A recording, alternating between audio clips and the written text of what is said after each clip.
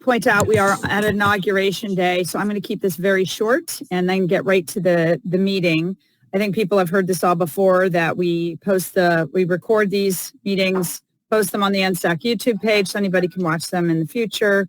CalRecycle also does it, but they require a public information request to get them. Comments go into the public comment portal on the CalRecycle webpage, and we have a Google Documents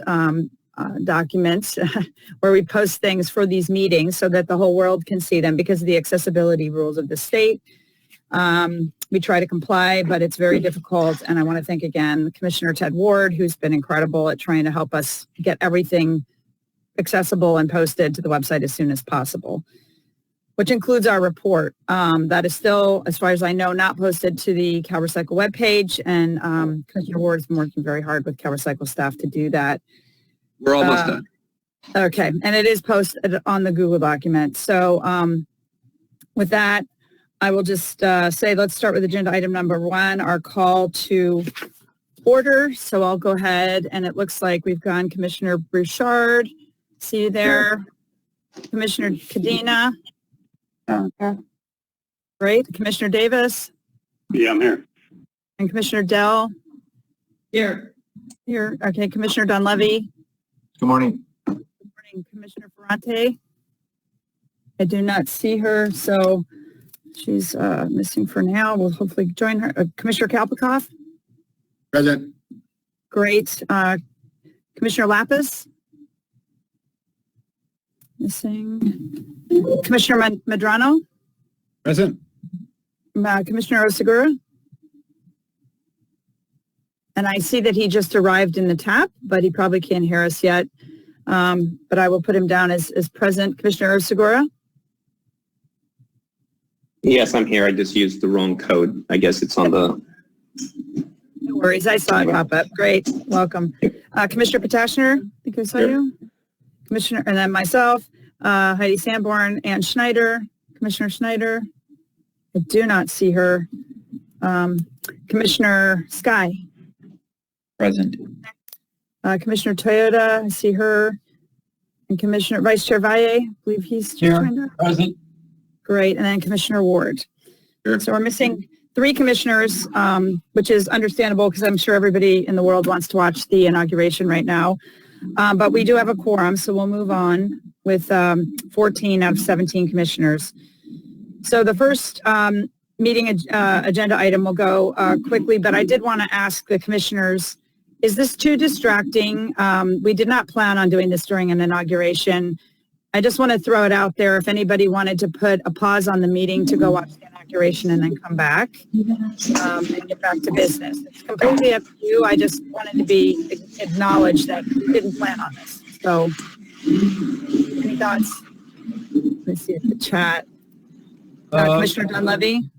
I'm sorry, Commissioner Dell? So, sorry, I would vote yes, at least during the speech of the new president-elect. Yeah, and that's coming up right now, isn't it? Yeah, No, it's later. Lady Gaga's about to speak. I mean, it's unfortunate this was scheduled today. A pretty historic day in our country. And while we all care about recycling, I know we've already scheduled it and we have speakers and everything. But it's really sad that we'll have to miss out on watching this live. That's why I'm bringing it up. We all missed it. Everybody missed it. This is not, I don't schedule these by myself. This was planned many months ago. So I mean, it's unfortunate. Even policy wants, like Nick and I missed this. So I'm sorry, but we are where we are. We have 10-day notices on these meetings. It's completely up to you guys. That's why I'm opening it up right now. If you'd like to move Chairperson Sanborn, I mean, we have such an unprecedented event over the last couple of weeks in our country. I know I'm sitting with all my children watching the inauguration. It's extremely important for me and my family. I agree. I'm perfectly happy if we decide to postpone for an hour or two and then come back after the inauguration. I think it's an unprecedented day, and I know Mr. Lipper actually offered to move it too because he wanted to watch it. So, but I didn't feel comfortable doing this without talking to all of you. So it's however you want to handle it. I would suggest an extended break during President Biden's speech. Okay, is there a time that you want to schedule it? Should we, or that we know we want to take the break?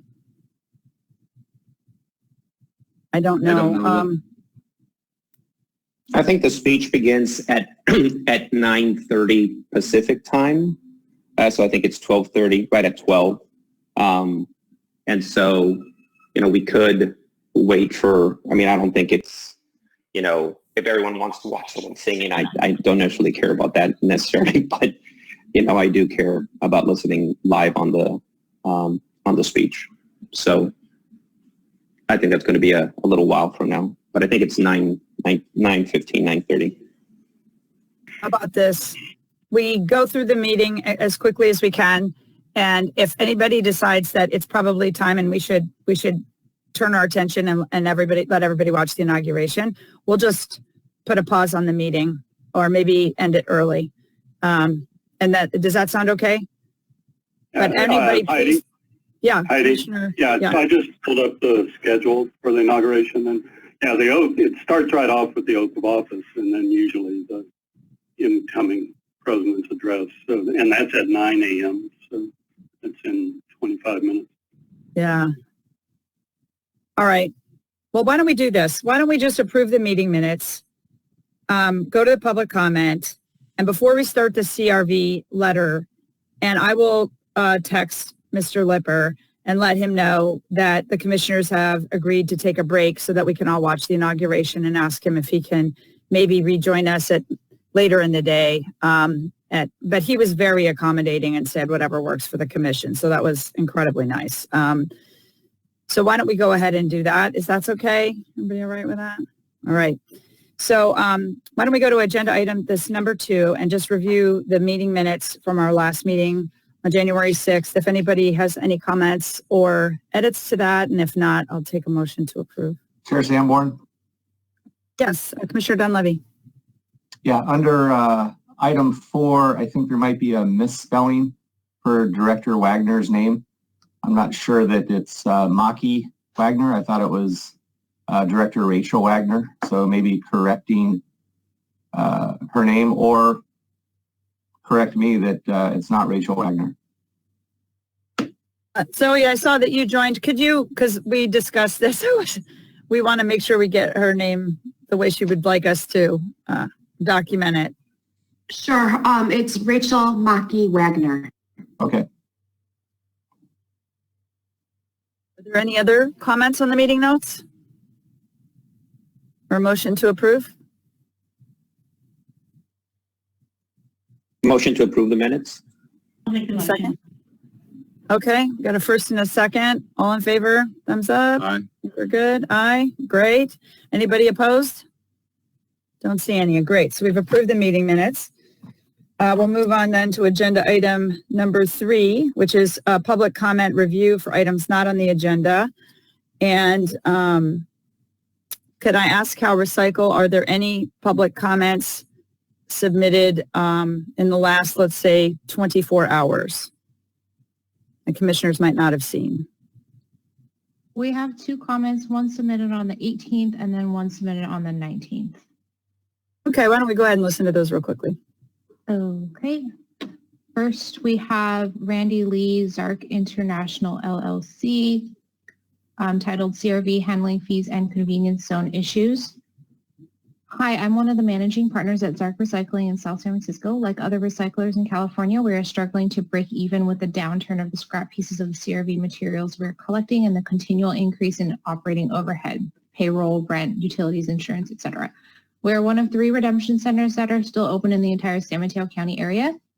We are hoping that there will be relief from the state with regards to increasing admin fees for handlers and processors, and allow for non-convenience zone handlers to apply for convenience zone fees for underserved areas. These 2 changes alone will help tremendously in keeping us afloat going forward. Thanks in advance for your consideration in this matter. Thank you. We've heard lots of comments on these issues, so thank you for submitting it. We're going to talk about that later on the agenda. Okay, the next comment, please. Next, we have David Slagle from Hambro Recycling, titled Recycling Crisis and Solutions. Rural Northern California consumers are experiencing a recycling crisis. Our company has been providing CRV recycling services for Del Norte County for the last 3 years. The ability for some of our low and fixed income customers to bring in their bottles and cans is an important cash resource for them. While we continue to profitably provide these services, we are concerned about our future based on current issues forcing many recycling centers out of business. The biggest problem has been the collapse of scrap prices. The 2020 aluminum scrap price was 38% of what we received in 2018. At one point in 2020, our PET1, common plastic bottles, scrap value this year was 0. CalRecycle processing fees for PET1 went up a slightly helpful 4%. There's no processing fee for aluminum to adjust for market swings. Our center is currently servicing clients from Mendocino to Humboldt counties, and the rest of the comment is published online as we have reached the 150 word limit. And that's it for now. Thank you so much. Appreciate it. Okay, well, if there's no other public comments at this point, then we can go ahead and move on to our, yes, Chair. Is the Vice President being sworn in? Do you want to take a break? Yes. Okay, let's take our break, and why don't we reconvene? Let's do it later so everybody has time to really watch this next part. So how about reconvene at 10 a.m. and I'll let Mr. Lipper know, and hopefully he can make 10 a.m. All right, is everybody good with that? All right, enjoy. This is an important day in our country's history, so we'll see you back at 10 a.m. Thank you. He would be fine. Just let us know and we'll work with his schedule. But I haven't heard back, so I don't know. Hopefully you got the message.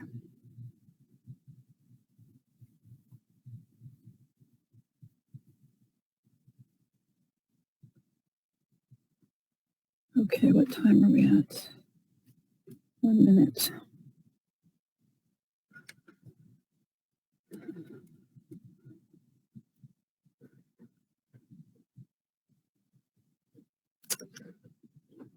I realized the one pin I wanted to have for this meeting was an American flag, but I couldn't find one.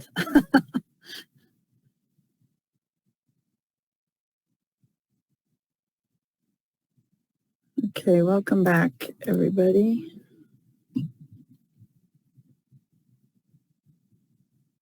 And thank you, Madam Chair, for letting us that opportunity. Truly appreciated. Yes, yes. No, this was certainly a monumentous day. It's a monumental day for the entire country and bringing healing back to the country. So certainly didn't want to miss that. Hopefully this is enough. If it isn't, though, certainly speak up. And, you know, well, we'll just get everybody in as they're reconvening here. But, you know, if there's ever anything that we've scheduled a time that you see a conflict, please definitely let Richard or I know or speak up at a meeting. We certainly don't ever want to have this kind of conflict again. It was just an oversight. So again, I'm sorry I didn't catch This it earlier. conference will now be recorded. Great. So welcome back, commissioners. We were all able to witness the transfer of power in our country. And thankfully, it looks like there were no incidents. And I think for all of us, that's a great relief. And hope we can bring the country back together again. So thank you for the break. I did email and tried to call Mr. Lipper. I have not been able to reach him, and I asked him to respond via email if he did get it, and I haven't heard back. So I don't know if he got the message. Zoe, I see, has just arrived. So Ms. Heller, could you let us know, have you heard back from Mr. Lipper as to when, because I told him in the email I would, anytime between 10 and 12:30 is fine. We don't want to hold him up, but I have not heard anything. I don't know if she's on audio yet, but if anyone from CalRecycle hears from Mr. Lipper or whenever he joins us, obviously we will turn to him because we have bounced him around. The last email I see from him is at 9:35, and he says, would you like me to join now or at 10:30? Happy to do it either way. Thank you. Oh, I haven't seen that one. Why did that come through? I don't know. It's showing that it was sent to you, me, and Richard. It's not in my email. Did he have a different old email address or something? It looks like your email address. I'll forward it to you. All right, I just forwarded it to you.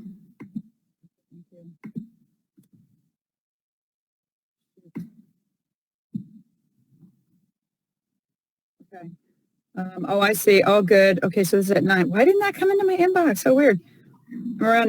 I'll be around at 10:30. Should be able to do it that time. Okay, so why don't we go ahead and I'll tell him now 10:30 is perfect. We'll go ahead and get going on our next agenda item. Since we're reconvening, we took a big break. We had 3 members who had not been on the prior. So I want to make sure we've got Ms. Commissioner Lapis on. Do we have Commissioner Ferrante? I don't think I see her still. Yeah, I'm here. Oh, great. Great. So you're here. Thank you. So I'll say that you both joined us. And then Commissioner Schneider, is she on? There she is. Okay, good. So I think we've got everybody then. So we can go ahead and go to agenda item number 4, consideration of urgency recommendation letter on the CRV convenience. This came out of a discussion that we had at the last meeting on January 6th.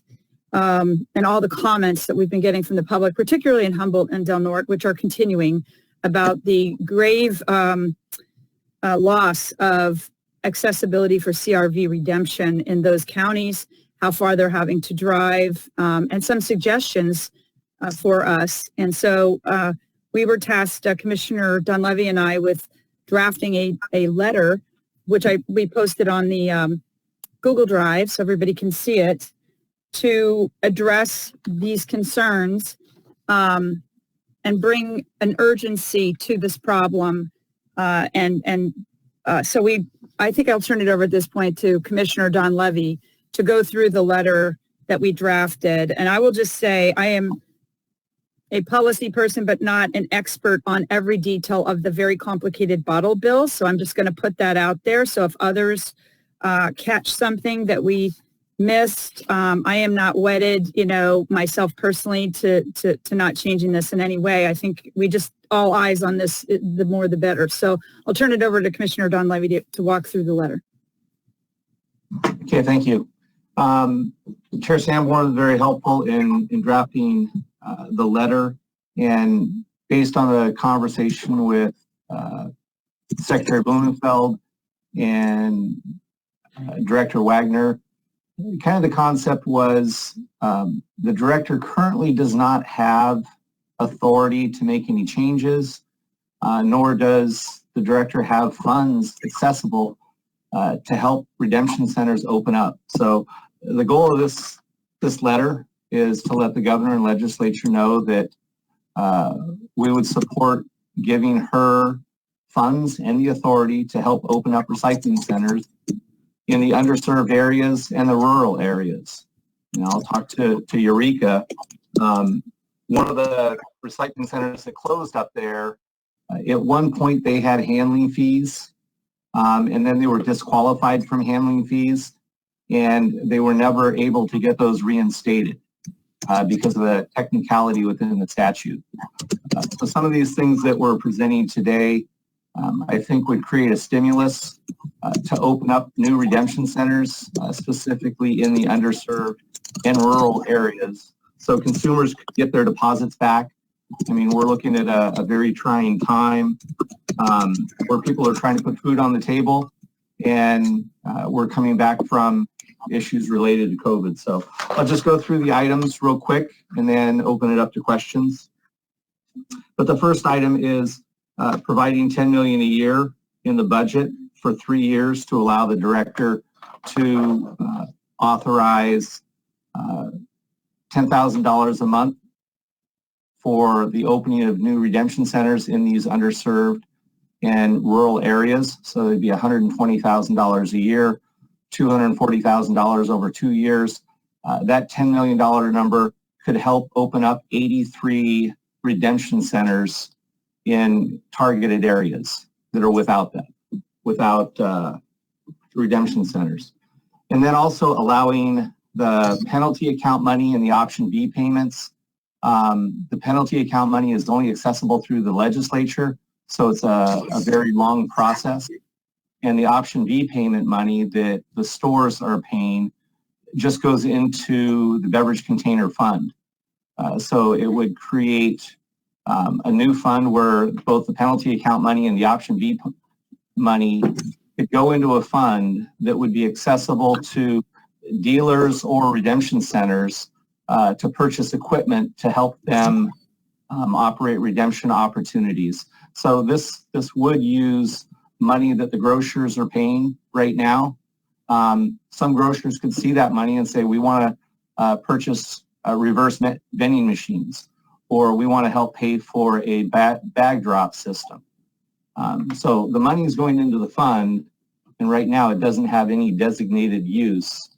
This would be a recommendation that any of the penalty account money or option B money be designated to be used by dealers or redemption centers in underserved areas to help them purchase equipment that could make them more efficient, more sustainable, and provide more redemption opportunities for the consumers. Then the third item is allow the director to authorize handling fee payments to new and existing recycling centers not on dealer sites. This was in our report, so we've already approved this recommendation, and it is consistent with CalRecycle's AB 54 report.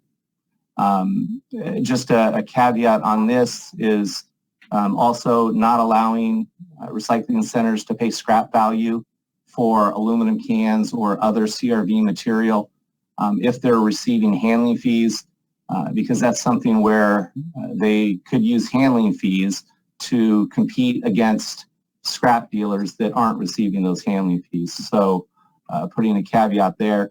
And then also dual recycling facilities would not be eligible for handling fees. Dual handling fee sites might be a processor, it might be a collection program, it might be a curbside program. So the handling fees, get those focused to redemption centers only, not facilities that have dual operations receiving money through the program through other mechanisms.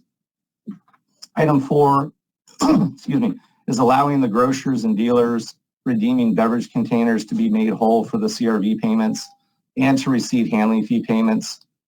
Right now, if the grocers redeem deposit, technically they're not allowed to get their nickels back, nor are they paid any handling fees to cover their labor. This is something that I think the grocers would want, and instead of having consumers go into a store saying, can I redeem my containers, in the store saying, sorry, we don't do this, I think it would make it more attractive and more supportive for the grocers to begin doing this, because they would get paid for doing the work of redeeming the containers. And that's something I think the grocers have asked for in the past. Item 5 is allowing the director to authorize recycling centers to temporarily operate by appointment and for closures for inclemental weather. This is just a quick clarification on some of the regulations.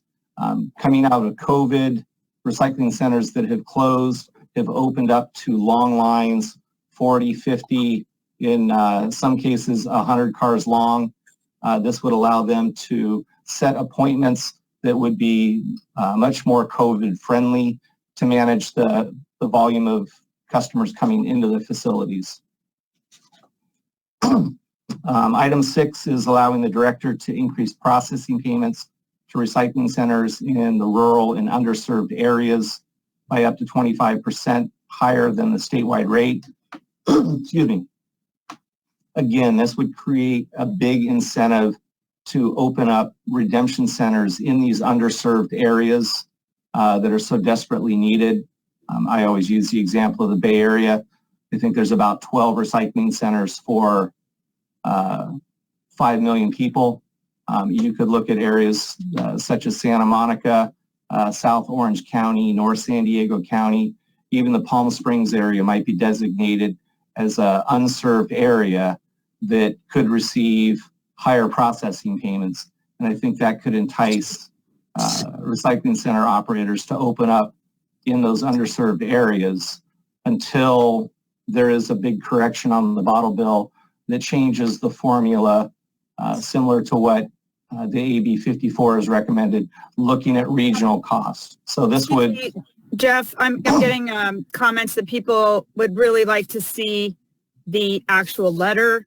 So can you share your screen, or should I share my screen so that, or can maybe CalRecycle go to the Google Doc and please pull that up? Actually, for the record, I put the link to the Google Doc in the chat for all the commissioners, and then for everybody in the public, you can go to our public Google Drive, and it's posted under today's meeting. Yeah, it would be easier for people to follow, though, if we had it on the screen, I think. So is that possible, CalRecycle? Hello? Oh, I've been made the presenter. There you go.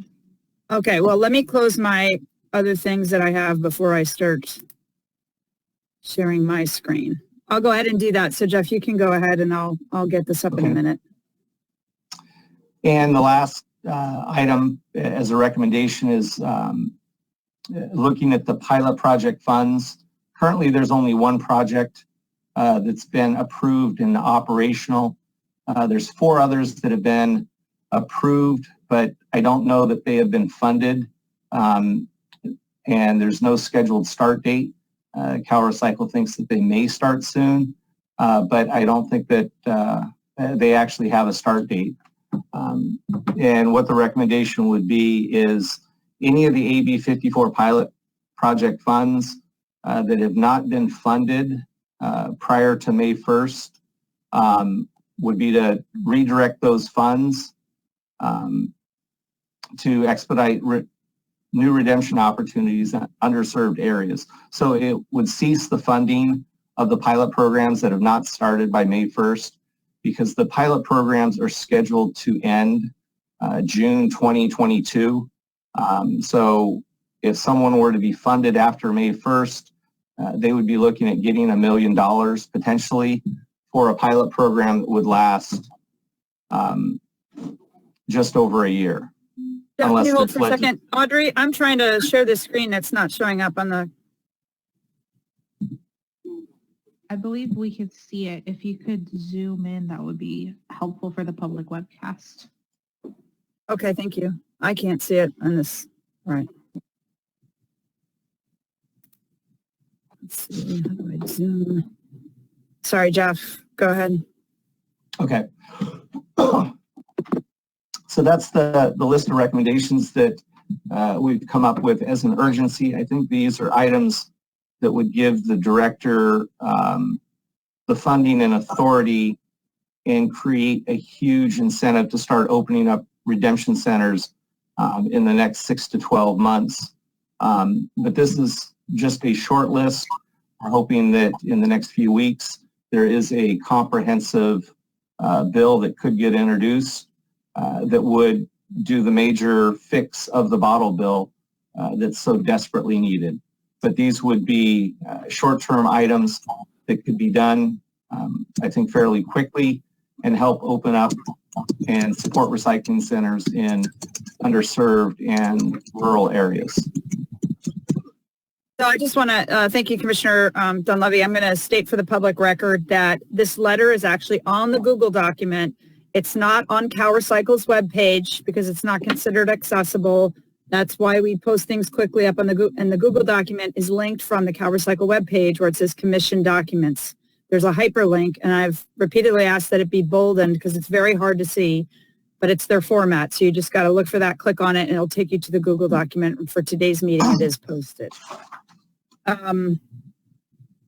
So with that, we do have public comments. I think maybe we should hear the public comments and then let the commissioners speak to this. So Audrey, do you want to read the public comments on this item? From Kia Villarreal from the North Coast Co-op and resident. Subject, thank you for your attention and work. Our area will greatly benefit from reopening with appointments and allocation of funds to recertify the redemption sites. Thank you for understanding the urgency. I am very grateful.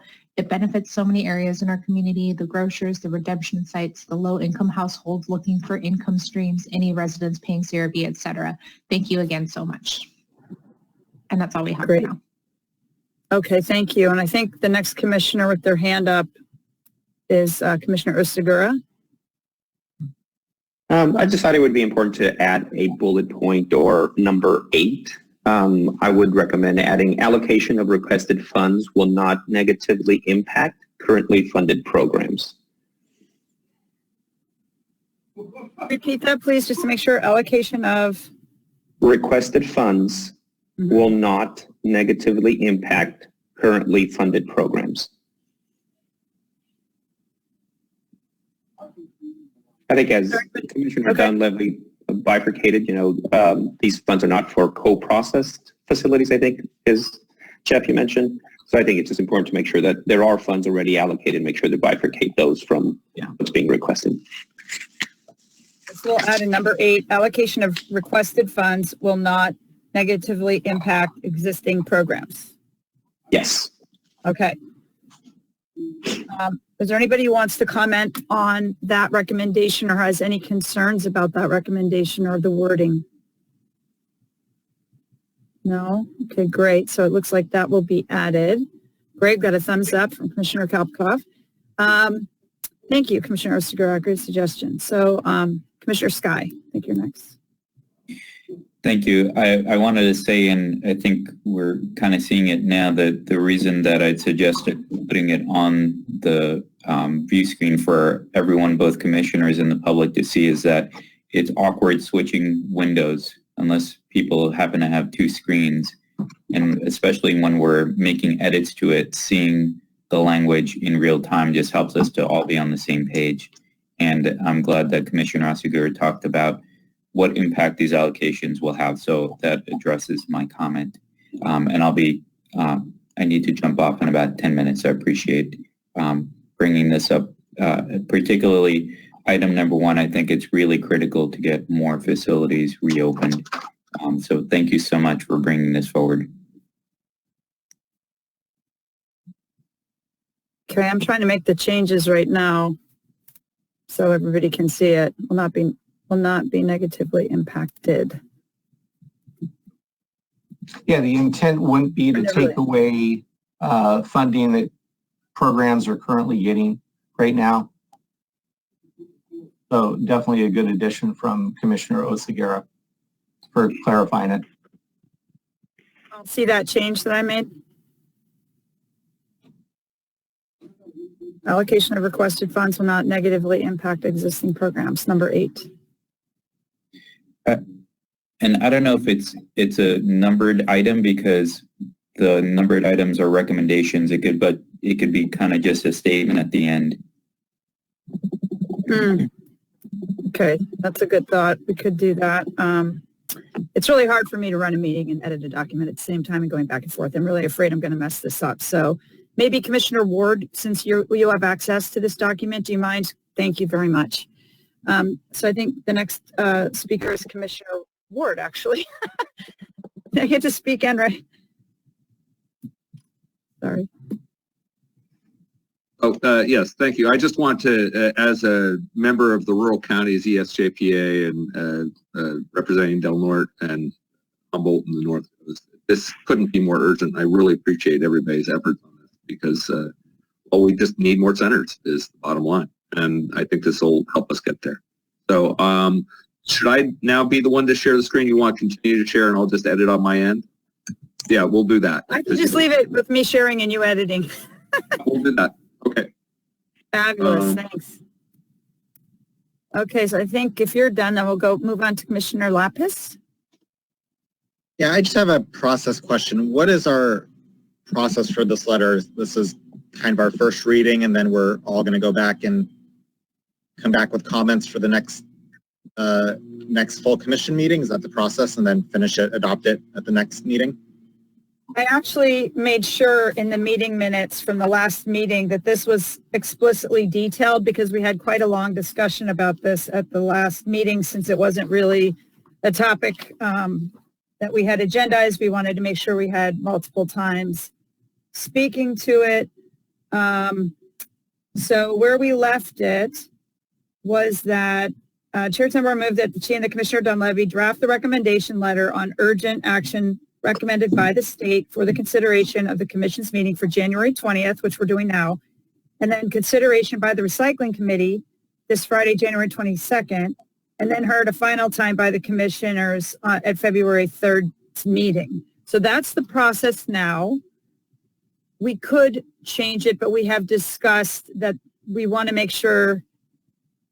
See, the problem is this is an urgent issue and we didn't have it in our original discussions about urgency issues versus regular issues. We discussed 2 readings of all policies prior to adoption at 2 different meetings. It is kind of a policy in that we're asking for action to be taken. So one of the things we could do is at this meeting, if we wanted to shorten that time frame, is to say, the recycling committee is going to hear it again on Friday. And if it doesn't change significantly, that it just automatically be sent back to the chair and vice chair and we go ahead and send it out. We could do that. That way we've got 2 public meetings. Otherwise, we wait till February 3rd. But I know Commissioner Oseguera and I and others have said it many times. We're very concerned about moving things too fast, not feeling like the public can keep up with us and then having a blowback problem on our concerns about how fast we move and not being thoughtful enough. Yeah, I think we should stick to the original schedule. If nothing else, just because not everybody's on the recycling committee. That seems totally reasonable. So a few days for input, feedback to Jeff, a conversation on Friday, and then a final letter for adoption at the next meeting sounds like a very reasonable schedule. And again, people are watching and they're seeing it, so it's not like it's unknown to people that this is happening. And anybody can share this public document at any time with anyone. So very good. The next, Commissioner Davis. So could you scroll up above the numbered area, just in the introduction? I wanted to ask Commissioner Dunleavy if he could insert a link. There's a reference to the money going to the general fund. So there's a link on the unredeemed CRV deposits, and then the next sentence talks about this Cal Recycle October 2020 report. Is it possible to hyperlink that? I did a little bit of search trying to find that report. You couldn't turn it up. So. If someone can put the link in the chat to that, I'd be happy to make that link into the document. Commissioner Dunleavy, can you do that? Yeah, I can get those links to you after the meeting. Okay, so you could hyperlink that. And then a question, we have a lot of areas, a lot of CRV centers redemption centers that have closed in our area, from Needles and some of the other small remote areas. And talking with people, there, some of the obstacles have to do with the required minimum operating hours, the kind of the frequency that they have to stay open. They're small centers. When, right now they'd be hard pressed to keep up with the demand if they were to reopen. But once things get back to normal, there's a lot of standing around.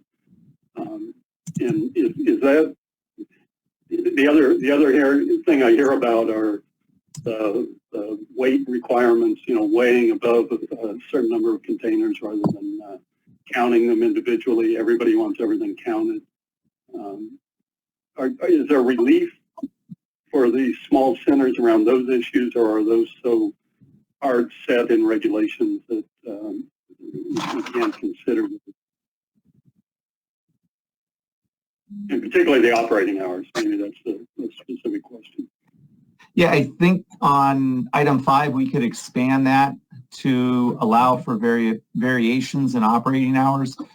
Because, if somebody has to be open for 30 hours a week and only 10 or 15 of those are productive, they're paying for wages and time, and that's been part of the problem.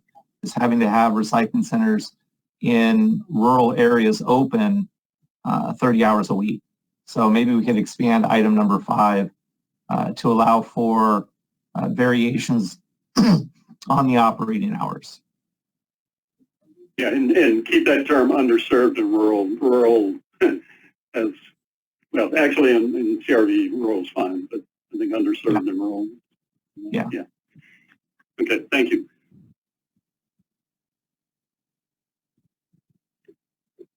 Commissioner Valle. Thank you, Madam Chair. I think just as important, the recipients of this letter, the governor, state senators, assembly members, also CSAC and the League of California Cities should be CC'd. They have committees, lots of mayors that want to see these centers open up in their city. I think we should also share this letter with those 2 organizations. Thank you. Yes, we'd add to who it's sent to, not just the governor, but to all the legislators. And then, add on the CC at the bottom, CSAC and the League of California Cities. we want RCRC as well? Sure. Okay. So they're on the CCs, but on the who we're sending it to, it includes the legislator. It's not just the governor. Just making sure I got it. Well, it says clearly in the header. Oh, that's true. We got Governor, senators and assembly members. Got it. Okay. Yeah. Very good. Thank you. Let's see. And Commissioner, who's next? I don't see any other comments. Are there any other public comments? Okay, I don't see any. Then I think if commissioners or the public would like to send us, I posted it on the Google document as a Word document so people can actually download it and make edits, track changes, and then they can send them to Commissioner Donlevy and or I, and we can revisit this. We're going to, again, take it up at the Recycling Committee on Friday, this Friday, from 1 to 3. And then at the next commission meeting on the 3rd for our final adoption. So we'd like to have the language final before we get into the meeting February 3rd, so we can just send it that day. Okay, Just a great. quick process question. It's going to be okay for us to discuss it Friday, even though we have not posted this on the agenda? No, that would be a discussion you have to have as chair with the CalRecycle staff. There's very strict rules about what we can or cannot talk about if it's not on the agenda. Because we discussed this 2 weeks ago, I thought that was part of you had time to get it on the agenda, so maybe I didn't check, or sorry if that wasn't clear. Yeah, and with what Commissioner Lapp was saying is I thought the original schedule was we'd hear it today and then bring it back to the main commission on February 3rd. Oh, okay. Well, then maybe it won't be discussed on Friday, but people could still make comments in the public comment, things not on the agenda at that meeting. And you can also post them publicly to the full commission at any time. And we're all looking at those anyway. So thanks for clarifying that. Okay. Well, we'll move on. We're now at 10:30. So that was just the right amount of time. And hopefully, do we have, at this point, I will stop sharing my screen. And at this point, I think we had Mr. Lipper was planning on joining us. Has he joined us? Don't hear him. And I don't see him. So maybe we will, is there anybody, let me email him real quick and see. While you're doing that, if I could highlight to the group, I added a sentence based on our conversation on item 5, and it reads, the director should explore potential for approving modified operating hours if that will increase availability of retention opportunities. I wanted to make sure that was the commission.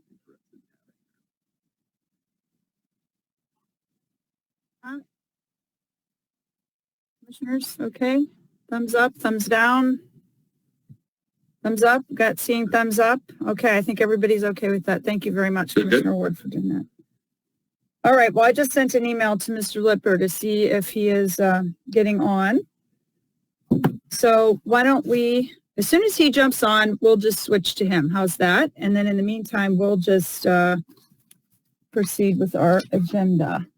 And our agenda is, let's see, back to the next thing here, was the update on legislation. So I'm not sure if Ms. McIntyre is on and was planning for this time frame. Is she on and able to give us a report out on the legislation?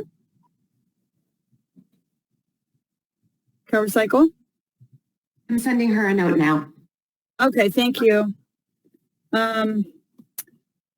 Okay, well, with that, maybe we'll move on to item number 7 very quickly, because this could be short, but I wanted to make sure we move it up on the agenda because Commissioner Sky and others have been mentioning to me that on a commission calendar that initially we picked a pretty heavy pace to get a report done by January 1st, but that this is not a sustainable pace for all the commissioners. So I wanted to throw out, I had talked to Vice Chair Vallier about this, and we wanted to offer that, again, the reason we set up committees as a group was to do a lot of the work in those groups in smaller groups, then bring that work to the 17-member commission, more for review, higher level. I mean, we get into the details, but a lot of that initial discussion would have happened at a smaller group. And if we stick with that plan, I think we can shorten the commission meetings. I don't know if less meetings would be good, only because we're going to be in the very busy part of the legislative session the very next 6 months. And we probably want to get updates and stay current on this.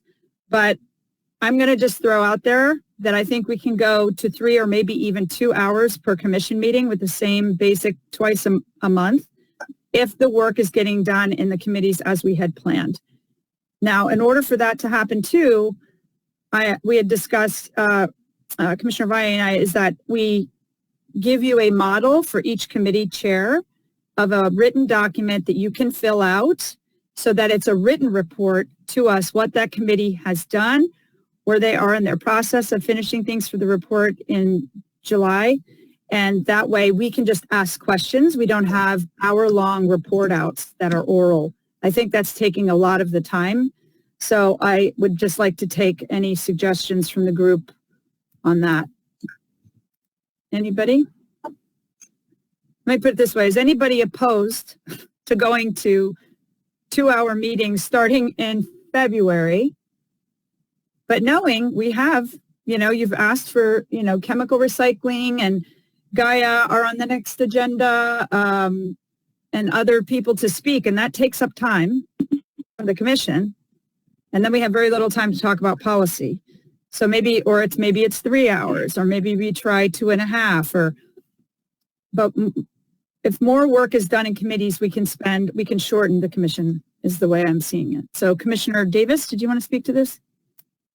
Yeah, one idea might be to post the committee minutes, even the draft minutes that haven't necessarily gone back for adoption by the committees, and post those either on commission documents or at least under the commission file on Google. The minutes, I think, are prepared by CalRecycle, so they should be in an accessible form. But rather than have committee reports, at least have access to the minutes from the various committees. That's a good idea. Do a consent calendar or just have them available. CalRecycle, would you be open to whenever the committee chairs and you are finished with draft meeting minutes of just posting them as draft on the commission page so that everybody can, or we can link to them somehow so people can see them before the commission meetings? Yeah, Heidi, we'll discuss and we'll get back to you. Okay, we have a meeting right after this to talk about the next agenda, so we can discuss that. Commissioner, and just for reference on the Market Development Committee, because we meet every 2 weeks, those minutes get turned around virtually the day of the meeting in a day or two. So, rather than wait a week or a couple of weeks, just turn the minutes around quickly from the committees would be helpful. Okay, and I did notice that Kip Lipper has joined us, so I don't want to bore him with our scheduling. maybe we can move back to this and go back to, if you're okay with it, to Mr. Lipper. And we want to thank you so much for joining us today, Mr. Lipper. Thank you for being here on such a momentous day. And thanks for pointing out it was Inauguration Day, because that was the first I had even noticed it. And all of us were like, oh no, we scheduled it on the wrong day. But here we are. So thank you and please just have the floor, and you're welcome to talk to the commissioners about the report, about the bottle bill, and then they can ask questions. And well, the floor is yours. Good. Can you all hear me okay? Yeah.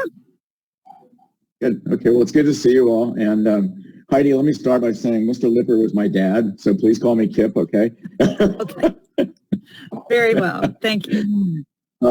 I see a few familiar faces, and I want to say hello.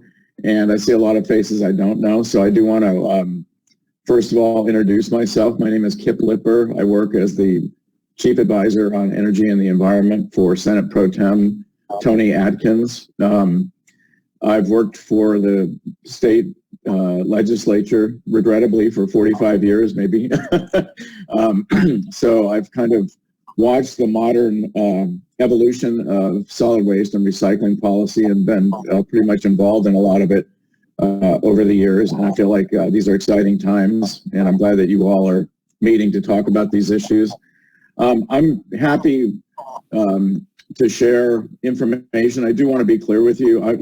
I work for Pro Tem Atkins, and I haven't reviewed a lot of these issues in detail with her. So any opinions or thoughts that I share, I just want to be clear.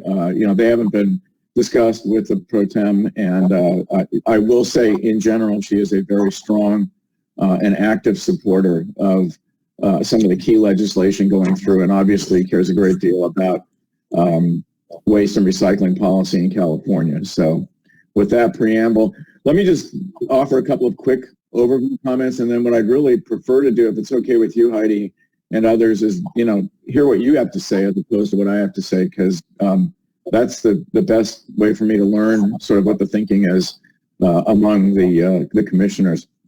I think 2021 will be another active year on recycling and waste policy. There's a lot of interest in these issues in the legislature, and I tend to put them into a couple of different bins, even though they're all related.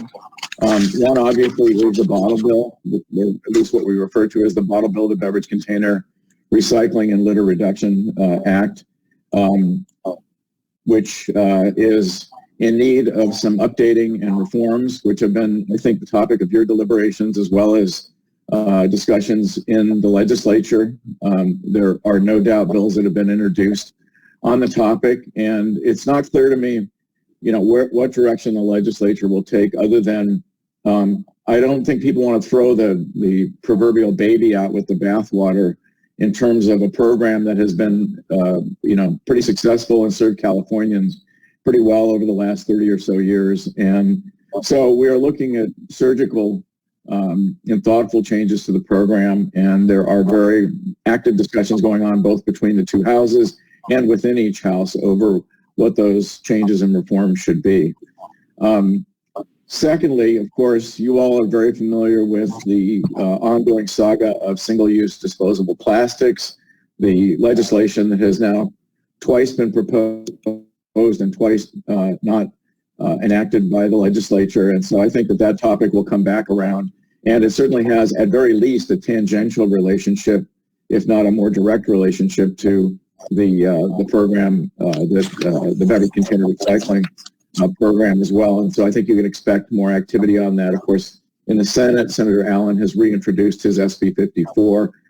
He is the chair of the policy committee in the Senate that oversees these issues, the Senate Environmental Quality Committee, and obviously intends to be active and involved on those issues as well. But there are other members who have an interest in it in the Senate. Senator Dodd has been very interested, and we've spoken to him about those issues. Needless to say, Senator Atkins, who comes from the San Diego area but cares deeply about both the local government and recycling industries in her region, not to mention the state, she's very focused on it too, and would like to get something done in that area this year as well. And then, of course, the administration, we've had several good discussions with the Newsom administration. I want to give a shout out to a couple of people. One is my friend Rachel Wagoner, who is now the director of Cal Recycle. And Rachel and I worked together and we're colleagues in the state Senate for many years. And I'm just really pleased that she's the new director over there. She's someone who understands these issues quite well. And she also, perhaps equally importantly, understands the legislative process and the legislature quite well. So I'm really excited about that appointment. And then, of course, Jared Blumenfeld, the secretary of Cal EPA, with whom we work closely on these issues and has been a stalwart in trying to figure out the right combination of legislation and legislative changes that could help get this issue, at least the disposable plastic issue, across the finish line. So I think the Newsom administration has a really outstanding team in place, obviously in the governor's office as well. They're still settling out some of their legislative staff, but my understanding is Hazel Miranda, Melissa Immel, and others are very much involved in those issues as well. So I feel like we have a very good team on the executive department side of these issues to work with that will be engaged and thoughtful on them. Same thing goes for the legislature. Needless to say, and I mean, I hope you guys will forgive me, but I work with some really extraordinary colleagues in both the Assembly and the Senate who know these issues and care about them well, both at the Assembly Natural Resources Committee and, of course, at our Senate Environmental Quality Committee. But also the budget staffs have been involved in these issues. The Senate Budget Subcommittee number 2, which is overseen by Senator Wojtkowski, has been very much involved, and my friend Joanne Roy is outstanding and knowledgeable on these issues. And of course, in the Assembly Budget Subcommittee staffer, Susan Chan, is also outstanding on these issues. And so I'm hoping that the two houses can come together and work together along with the administration to see some reforms. I took some time last night and looked over your draft report, or maybe it's the final report. A lot of very interesting suggestions in it.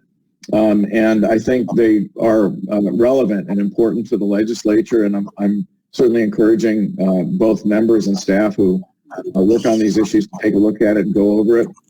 Obviously, there is an element of politics in all of this, and the politics, of course, are tricky with many of the interest groups that are involved, and figuring out that magic, 41 or 21 votes that are needed in both houses. Most of you know on the single-use plastics issue, the Senate was able to pass a bill, SB 54, at the end of session last year. Unfortunately, it did not get across the finish line, but it does show that there are the votes there, at least in the Senate, to be able to proceed with a bill in this area. But I also think we need to think more broadly about how to be able to get a bill that's not just passable in the Senate, but also that we can get the Governor Newsom's desk so that he can sign it. So I feel like it's a good year to work on these issues. A couple other points I want to make. Obviously, recycling is a piece of this. In my own mind, there are some other issues. I don't know if the commission is touching upon them, but clearly the impending, if I can put it this way, collision between short-lived climate pollution policy, methane emissions from landfills, and the dearth of investment in alternative end-use markets for methane-emitting materials is something that I'm concerned about and we need to be looking at, as are the broader issues of what we do with recycling in California, and whether we need to start looking at kind of an indigenous industrial policy here in the state that invests in the processing and other expenditures that are needed to make sure we have an industry here and aren't dependent, wholly at least, on exports to other parts of the world and the vagaries of the marketplace in those areas as well. So that's a quick overview. I think most of you know the Senate Environmental Quality Committee, which hears these bills on the policy level, has not changed significantly. So it's pretty much the same committee chaired by Senator Allen. The staff person who tends to work on these issues at the committee is Genevieve Wong, who is outstanding. And then, of course, Tina Andolina, who is on Senator Allen's staff, has been very much involved in these issues as well. And as I mentioned, the budget subcommittee, Joanne Roy is the staffer who works on those issues. So with that, I'll stop talking and take any questions. I know, Heidi, you asked me that there might be a discussion. You asked me to listen in on a discussion about a letter that the commission might be sending. I haven't seen that letter, but I'm more than happy to talk about it or to take questions or discuss it or do whatever is most helpful to you all. And with that, I'll say thanks for the opportunity. Very grateful to be here and good to see all of you. Thank you so much for being here, Kip. We really appreciate it. And sorry I called you what you're used to hearing your dad called Mr. But I did. The letter we actually just discussed, and so now we can, if we wanted to, we could put it back up on the screen. But basically what it is we're hearing a lot of public comments from especially Humboldt and Del Norte that they just don't have access to CRV redemption right now. And they're very, very frustrated, and they gave us some examples. And so we were writing a urgent letter to the governor and the legislators and plan to CC the League, RCRC, and CSAC regarding what could be done urgently to resolve the lack of convenience problem, especially, during a pandemic when people have lost their jobs and they really rely on some of that CRV money even to put food on the table. So we came up with 8 recommendations in this letter. We're going to refine it and then adopt it hopefully on February 3rd and send it. But we're certainly, we'll send this right over to you, or I can send it, maybe Ted, if you're on, Commissioner Ward, you could, I'll do it. I've got his email. I'll go ahead and send it to you right now so you can see it. But we made several recommendations, including things like giving the new director more authority to move money from the fund to do things that urgently allow things like, reverse vending machines or, appointments only at certain facilities so that we can get more access to redemption opportunities where they haven't had them recently. So we'll be happy to send that over to you. And thank you. So commissioners, are there any thoughts, questions you'd like to share with Kip? I don't see anybody in the chat right now. Oh, Commissioner Ward. Thank you, Mr. Lipper, for joining us today. I sure appreciate your history and your involvement in all of these issues. Got a couple questions. First, and I know that this isn't exactly a recycling issue, but it's certainly an issue that's relevant to the rural areas in which we all want to feel like we're moving in the same direction. And, methane from landfills is the number 3 source of methane as a concern. And the number 1 and 2 are associated with dairies, management of dairy manure and enteric digestion, essentially cow farts and cow burps. So I just want to be able to tell the story in our community that we're actively moving on all 3 fronts and not just on the 3rd priority. And especially when we talk about the amount of infrastructure money that's necessary and the amount of public effort that's necessary to meet these SB 1383 goals, we need to be telling the story that we're working on all 3 priority methane sources, not just number 3. And last we checked, there were just developing regulations for those number 1 and 2 sources. And can we tell a better story on that front is the first. Well, I think you tell a pretty good story based on what I've just heard. Let me be clear about my raising that issue. I'm more concerned on. I think obviously short-lived climate pollutants are a key issue. I hasten to say, and I regret that the 2006 law that the legislature passed and that I had a hand in drafting, AB 32. Did give the ARB the authority to get started on short-lived climate pollutants a lot earlier than 2017 when it finally came around to paying attention to them, and not just methane, but also black carbon and refrigerants and other things. So this has been one of those issues that has, we've urged the ARB to get moving on well over a decade ago, and it's challenging, needless to say, to now sort of move as quickly as the law may require to move, but it is what it is. My reason for raising it wasn't so much to, suggest that there were lower or higher priorities, but rather to flag that there's a train wreck coming, in my mind at least, because there are mandates that are on the one hand designed to, to deal with the greenhouse gas emissions associated with some of these sources, and the ARB seems to be moving hell-bent in that direction. And on the other hand, the infrastructure and the alternative markets for these materials have not yet materialized. And so my concern is we've got two regulatory agencies moving potentially in conflict, and if they are, we need to resolve that in some way. So that was my point. But your point is good about enteric emissions, and of course, this is another topic. It seems like no topic in our world is without controversy. But the legislature and frankly the governor's response on these issues in the past has been to to address these issues through digesters and other units that are installed at some of these mega dairies, but there are controversies associated with the expenditures of those funds, particularly within the environmental justice community, because I think, I don't want to speak for them, but my understanding is perhaps they view those investments as enabling or extending the life of mega dairies, which are pretty significant pollution sources in the communities in which they're located. So these are tricky issues. I think everybody recognizes the priorities that you described. And again, I hope I didn't convey that somehow methane emissions from landfills was the only thing we should be looking at, but rather we have a potential regulatory train wreck coming if we don't think through how to respond to the different directives of the State Air Resources Board and the efforts of CalRecycle. Great. I don't see any other comments from commissioners, which is highly unusual. They're usually a long list of commissioners that would have questions. So I see Commissioner Donlevy.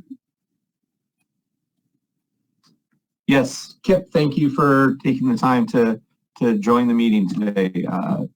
Having someone in your position enlighten us is always helpful. Regarding the bottle bill, you mentioned some surgical changes, discussions between the two houses. That's very encouraging. Can you expand on any of the concepts that they're talking about? Discussions going to from a nickel to a dime, expanding the program to include more material, whether it's wine and spirits, whether it's other beverage containers. If you could share a little more on the most urgent topics that are being talked about, fixing the formula. Sure. Things like that. I'm happy to do that. And thanks for the question, and thanks for your good work. We've had a number of email exchanges. Look, I'm a fan of the bottle bill. I don't apologize or say that that it's. I mean, I actually think it's one of the most important environmental laws that was enacted back in 1986. I think the public supports it. Certainly there have been challenges with respect to recycling rates and other facets of the program. And in the meantime, and again, you all know better a lot of this than I do, but sort of the world has evolved into sort of more of a manufacturer responsibility or stewardship model on recyclable materials, of which beverage containers are a fraction, but certainly not the entire universe. So, my personal view is I don't think we should end it, but I do think we should mend it, if I can quote a former president. And I do think that there are some changes that should be looked at. The question you raised, let's take a couple of things you raised. So first expanding the law to cover other container types or other materials in the same container types, whether it's glass, aluminum, or PET plastic, is something that's being discussed, but then that walks you right into the conversation about, well, should we be thinking of a different framework like EPR or other ways of going about this, as opposed to adding to the bottle bill with this kind of traditional deposit and convenience zone structure. And I think that's a very active conversation with respect to materials that are not in the bottle bill presently. Some of you may be aware of this, but I believe, I'm not speaking out of school to note that the wine industry has come forward with its own proposal, perhaps born of the concern that the single-use disposable plastics laws at one point subsumed some of the non-CRV container types. And, they're looking at sort of an EPR approach that would be partly paid for by consumers, but also partly paid for by industry that would bring more revenues and more investment into the recycling system from the the glass containers that typically contain wine and maybe even distilled spirits. So that's a conversation that's going on, but it's not a conversation about adding them into the bottle bill, which has been traditionally kind of the conversation that takes place, but rather what should the new format be and how does it fit in with what we're talking about with respect to single-use disposable plastics and the pre-existing programs on the bottle bill, curbside programs, et cetera. So that's one issue, and we really haven't sorted that out, in my mind at least, or at least I haven't sorted it out, and would welcome input on that. I don't think, at least as presently advised, that the direction is let's just put a bunch of stuff in under the bottle bill. I think it's much more let's think of a new paradigm that might be able to work for those containers that is a model different than perhaps the traditional California Beverage Container Recycling Act. The other issue, and I know I've talked to you about this before, is the artifice, if I can use that term, of the convenience on structure. And you have to go back in history to look at why we have the configuration we have. And part of it was in the wake of the failure of a proposition on the ballot in the early 1980s, then Assemblyman Burt Margolin undertook to get a bottle bill passed in the legislature. And one of the kind of hardline issues that was difficult to deal with was that retailers, stores, don't want to take containers back inside their premises. Now, I get they do in other states. I'm not sure why it's a big problem here in California, but that was kind of a political impediment to getting a bill done. And so at the time, Assemblymember Margolin came up with the convenience on structure, which was an attempt imperfectly to imitate as close as possible the convenience of in-store take-back. But I think that configuration has made its course. I think, again, at the time the bottle bill was passed, we had a grand total of 2 jurisdictions in California that had curbside recycling, and I just kind of feel like that was the structure of a half-a-mile convenience zone around most supermarkets is something that needs to be looked at again. I think it could be adjusted in some cases, but with an important caution, and that is the one that was mentioned by your prior colleague, and that is rural areas of California are different. I can drive in Glendale or Pasadena or frankly most of Sacramento in the Bay Area, and whether it's a mile, 2 miles, a half a mile, 25 feet, I can usually find some place to recycle my containers if I want to do it. And if I want to get the deposit back. That is not the case in rural California, as was noted. And I do think that, if we are going to reallocate investments and do other kinds of things to address convenience, the top of that list should be making sure that rural California has access to recycling and relatively convenient recycling, not just, hey, you got to drive it over to, 50 miles away to be able to redeem your beverage containers. So I think that's the way I look at it is I think there should be some adjustments to the dense urban areas of the state and this kind of one-size-fits-all half-mile convenience zone. But I think that, on the other hand, we need to adjust in the other direction when it comes to rural California and to make sure that communities and people who live in those communities have access to convenient recycling.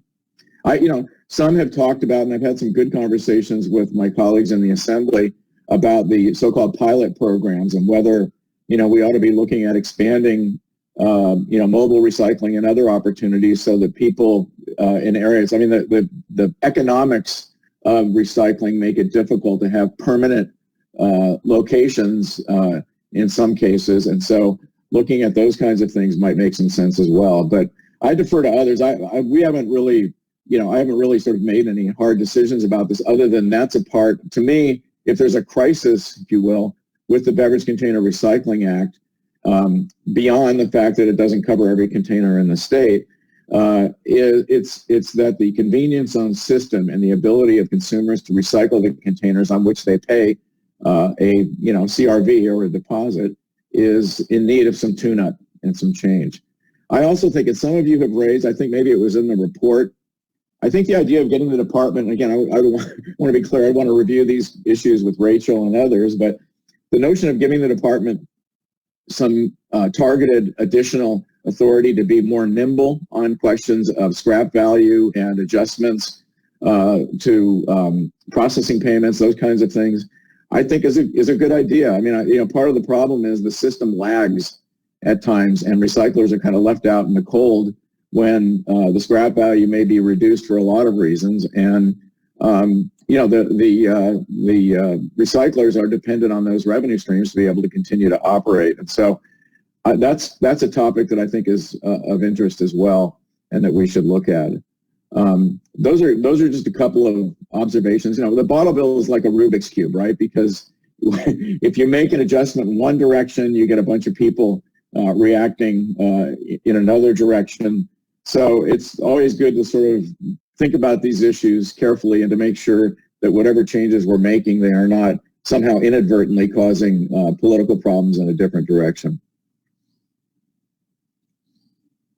Commissioner Donlevy, is that an answer your questions? Yeah, thank you. That was very helpful insight. And with the pilot programs, one of the things that I mentioned to Director Wagner the last meeting, I think it kind of took her off guard, was the pilot programs. My opinion at this point is I don't think that the pilot programs are serving the communities because there's a disproportionate disservice to the consumers, because if there's a pilot program, all the dealers become exempt. So Sonoma County, as an example, is proposing a pilot program with 4 locations, but currently they have 90 dealers required to take material back in the store. I don't know that it's going to get good results. There's only one program that's operational right now down in Culver City, and it's basically a truck for 24 hours. There's no innovation, no new technology. I think the pilot programs are only going to delay the reform that's needed. I think allowing 24-hour operations or 20-hour operations in some areas would be a quicker fix than trying to do a test for the pilots. And then I think the funds that might be available could be used in other areas to help more recycling centers.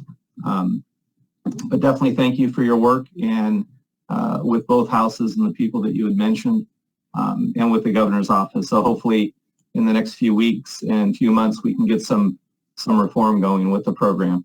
So thank you.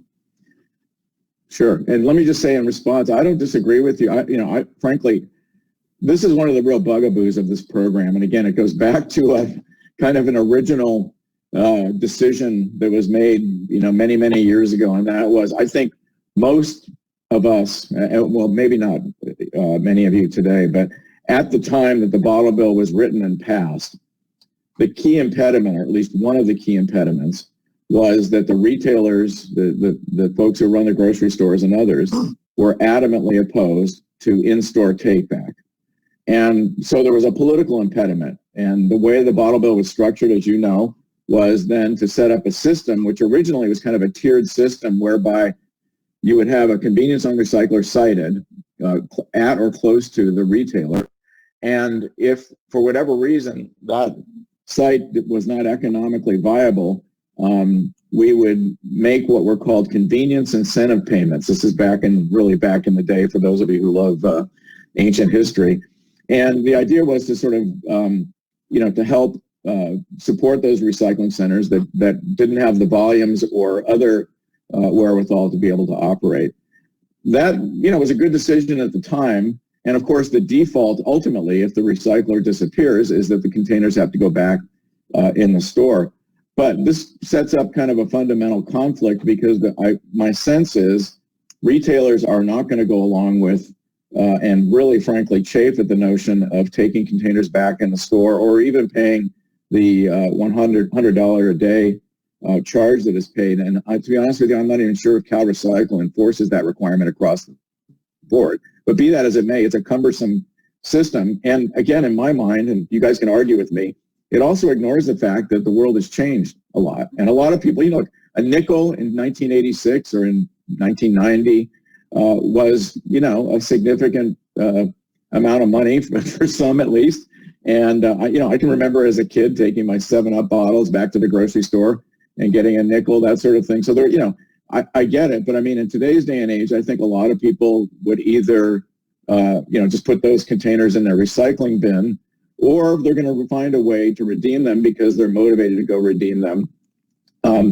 Also, as a former pro tem said to me once, the bottle bill's become one of the best homeless programs around because, as we all know, people go through the disposal containers and find those containers. Those are people who do need the nickels and dimes and quarters and do use them. So there's complexity to this issue in the legislature. And my view is we shouldn't be rigid, and frankly, we haven't been, about a, 1/2 mile convenience zone that provides recycling in every single, densely urban area of the state, but rather, as you suggest, I think, maybe calibrate the system so where you have an abundance, maybe even a surfeit of recycling opportunities, we adjust the system back so we're not paying public monies to support uneconomic recyclers, and then reallocate those funds to rural areas or areas where convenience is there's a dearth of it, and then there's a need for more convenience. But what I would say is these are ideas I'm kicking around. I think it's time to revisit certain features of the bottle bill, but I don't think the bottle bill should be thrown out. And I do think, a number of people, including many on this call, probably rely and depend upon the revenues, whether it's the processing fees and payments or whether it's the CRV, to be able to operate the recycling system accordingly. So those are just some general thoughts. Good, thank you. And I would say too, Commissioner Donlevy's brought up several times about the pilots and the cost effectiveness and the concern about the cost effectiveness of the pilots, the amount of money being spent for a truck driving around, picking things up. And, when we were in Oregon and Washington with the California Foundation for the Environment and the Economy trip this year with Senator Dodd and Senator Allen and others, they saw the bag drop program and the reverse vending program and separate collection centers away from supermarkets that were funded by supermarkets. And there's a lot of models out there that work pretty darn well. So we just, Good. Yeah, it's exciting. So listen, any and all of those are fine. The only thing I would say is applying a cost effectiveness test to mobile recycling, if that's what we're talking about. I mean, I try to look at it from the standpoint of the consumer as well. And I mean, what we're, on the one hand, we want something that's as convenient as possible and little effort as possible. But on the other hand, we are concerned about the cost to the state in making those investments. And so I'm open to any and all ideas. I am not a fan, and Mr. Dunleavy knows this well, I'm not a fan of, subsidizing uneconomical recycling locations simply to say, oh, we've got one within a 1/2 mile of a supermarket. I frankly don't even think the public thinks that way. I mean, I think if you're going to get in your car and drive to to recycle your containers, I don't think you look at your odometer and go, oh, I've gone a 1/2 mile. That's as far as I'm going. I'm going to turn around and go back. I think people just want an ability to redeem their containers, and I think we should be open and flexible about what those solutions are, principally and at the top of the list in rural and underserved areas, but also throughout the state. Yep, we have one story from Susan Collins, who actually had a gentleman show up at her door at dinner time on his bicycle with bags of recyclables, who broke down crying when he realized she was not a recycling center. He'd looked her up online because he'd gone to multiple places that had already closed. And she literally gave him $50 and gave him where he could go to bring his bottles and cans. So for some people, this really, even in urban areas in Culver City, it's a real issue. So I think Commissioner Valle, Vice Chair Valle is next. Hi, Kip. I just want to say hello. How you been? Good. How are you? Good. Good to see you. Secretary Blumenfeld was on a call previously, and he understood the connection between recycling centers and people living on the edge and trying to survive. And I just heard you and your remarks also come to that realization. I'm glad to hear that because, when I drive to work in the morning, I see people early in the morning bicycling and using small trailers to get to our recycling center because it's the only one within a radius of about 12 to 15 miles. And then we've got the second largest city in the county of Alameda, which is Fremont, which has absolutely no recycling centers at all. So I hope that you will speak with the new director of Cal Recycle, Rachel, as you said earlier, about being nimble and ask Secretary Blumenfeld to allow her to get more of that surplus money out the door to support small fledgling recycling centers, that we need to rethink the payment structure for those recycling centers and how we work with them and try to prop them up and keep them going, because they do create value in the community and they do put money in people's pockets, which is then dispersed throughout the local economy. And also, I'm glad to hear that you have a global view, that you're even willing to talk about maybe moving beyond nickel to a dime and at least have that conversation. There were times when people said that was absolutely out of the question. And then the other is the reality that, as you've said about Safeway, Lucky's, Albertsons, and other stores are not going to take recyclables at their front doors. That's the reality that we're dealing with. So let's work with them to come up with a solution. And I'm also thrilled to hear you say that we're going to keep the same program, but we're going to fine tune it and change it. And obviously, it can only get better. So those are all positives. You're a key person in Sacramento, as we all know, when it comes to the bottle bill. But primarily, I hope that you will support Cal Recycle's efforts to get more of that $400 million out in a way that will help our industry to survive and help the consumers in California to retrieve the nickels and dimes that they value. It's no coincidence that our lines are 300 people to 400 people per day, 5 days a week at TriSed. And there are other recycling centers. Yeah, that provides union jobs. It provides security for our workers. But simultaneously, we've put in close to $2 million into our local economy per year. So the last thing I want to say is thank you. It appears that you're hearing our call, and really appreciate your being here today with us. Thank you. Commissioner Ward, I think you're next. Yeah, thank you. Regarding the single-use plastics, my concern is similar to what you were raising with the bottle bill, which is my perception is that grocers really don't see themselves responsible for making recycling, and that neither really do the packaging companies. They produce an enormous amount of non-recyclable plastics, film plastics, net plastics, other things that really don't have any kind of home. And my perception is that part of the reason for the ubiquity of this plastic packaging is the low cost of plastics production. And my concern as a person responsible for solid waste is the persistent roadside litter that's not included in the bottle bill and the preponderance of non-recyclable plastics that are used in standard grocery store packaging. And I'm wondering about your thoughts about how we might be able to address those challenges, because while this commission is charged with trying to determine what is recyclable and what is not, my observation is that if you were just to look at packaging in the grocery store, we're not anywhere close to having 75% of those materials being actually recyclable. So if we're going to meet our 75% goal, we have to move more in that direction. I'm wondering what you think are going to be the most reasonable.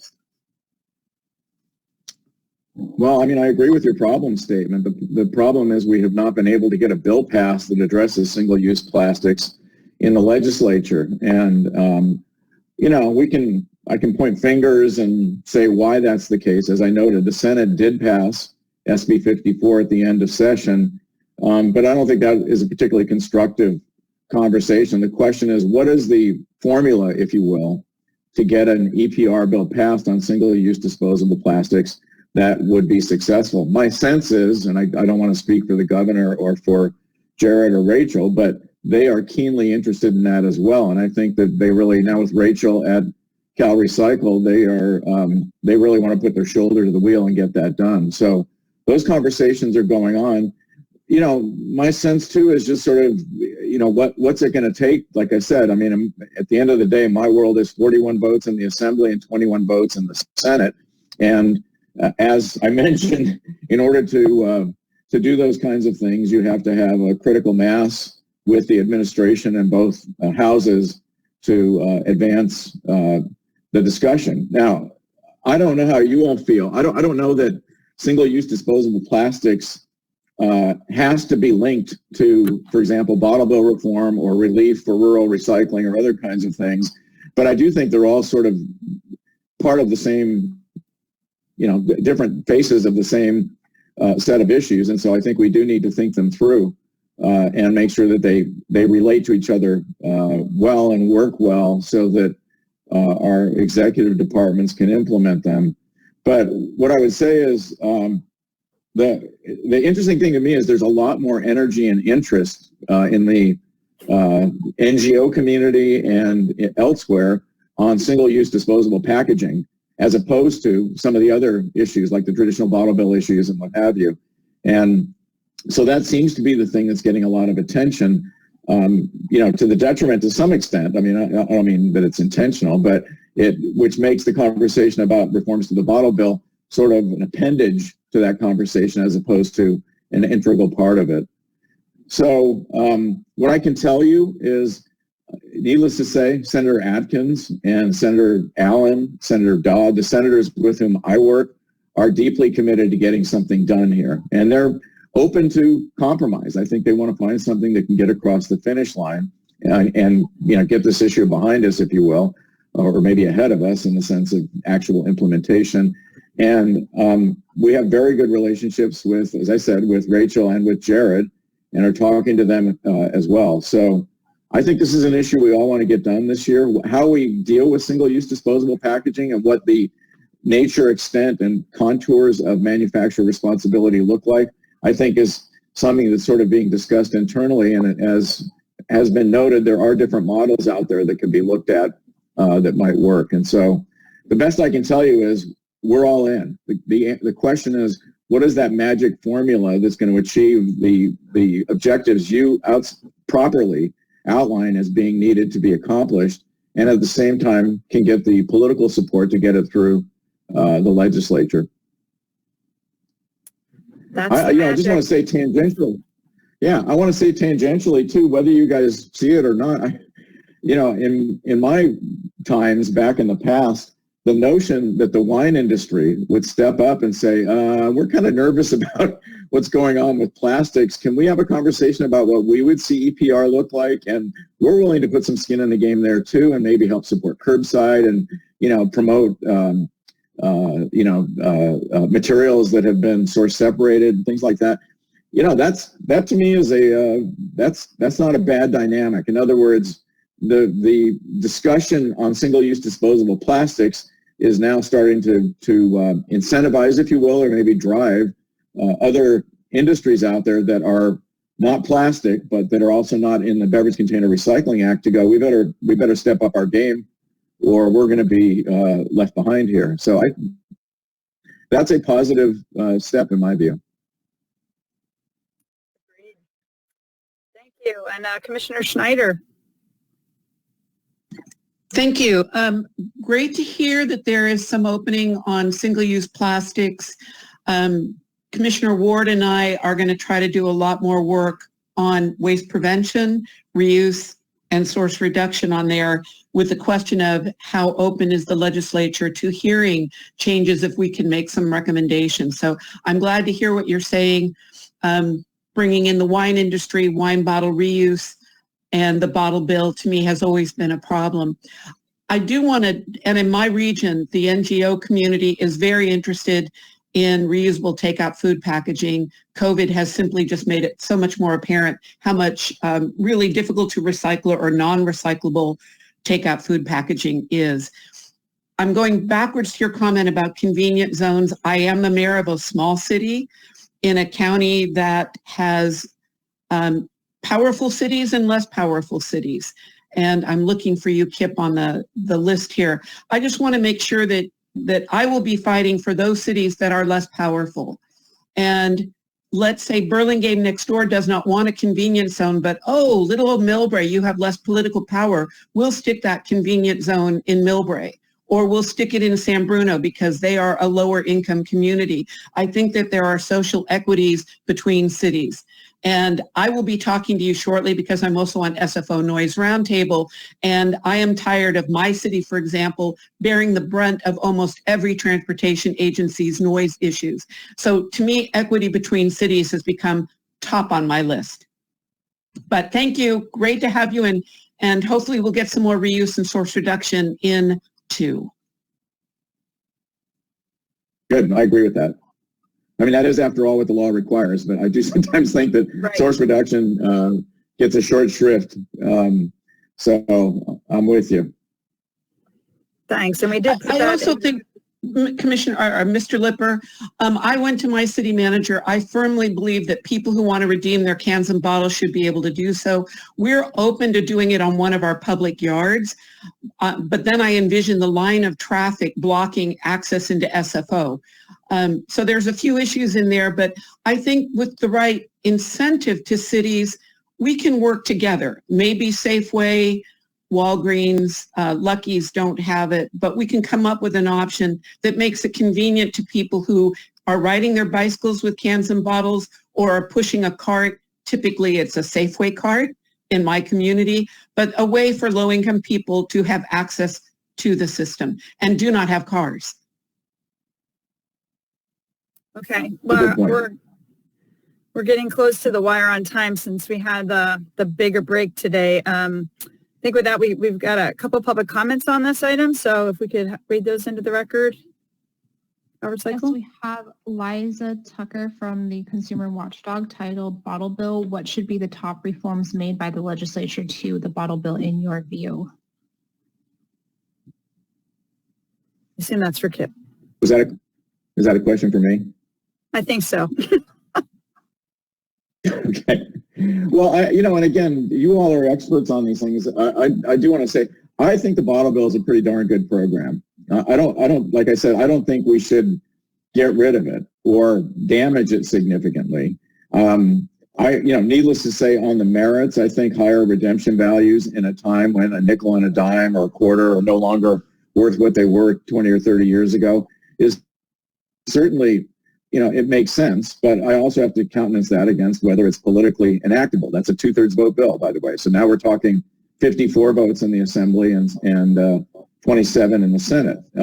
And while a lot of political pundits like to say things like, oh, well, you've got super majorities in both houses of the legislature that are Democrats, that's not how it works. I mean, there really are, frankly, it's certainly in the Assembly, there are really, 3 or maybe even 4 functional parties. One is progressive Democrats, one are moderate Democrats, one are, independents or Republicans like Chad Mays, who sponsored a resolution condemning President Trump, a former Republican minority leader. And then you have the folks who are Trump supporters.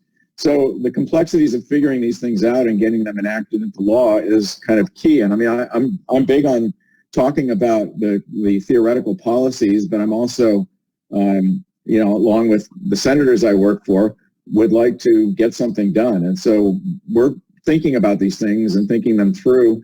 And when you ask me what are my priorities are always going to be to make sure that we achieve the recycling rates and maybe even exceed them that are set forth in law, and also to make sure that the public has access to convenient recycling or other opportunities, whatever they might be, to be able to redeem their containers where they have, we've in effect made a pact with them that if they're going to pay a CRV on a container, they ought to have an ability to get it back as a practical matter. So beyond that, I mean, there's a lot of reforms that could be talked about. And, I would prefer to hold off This is the kind of thing that I'm looking to you all to help us understand. And I feel like it's better to listen than to sort of say, this is what I think should be done. And I also, again, give great deference to my friend Rachel. I mean, she's now the director over there, and I want to make sure that whatever the legislature does, we're working closely with the administration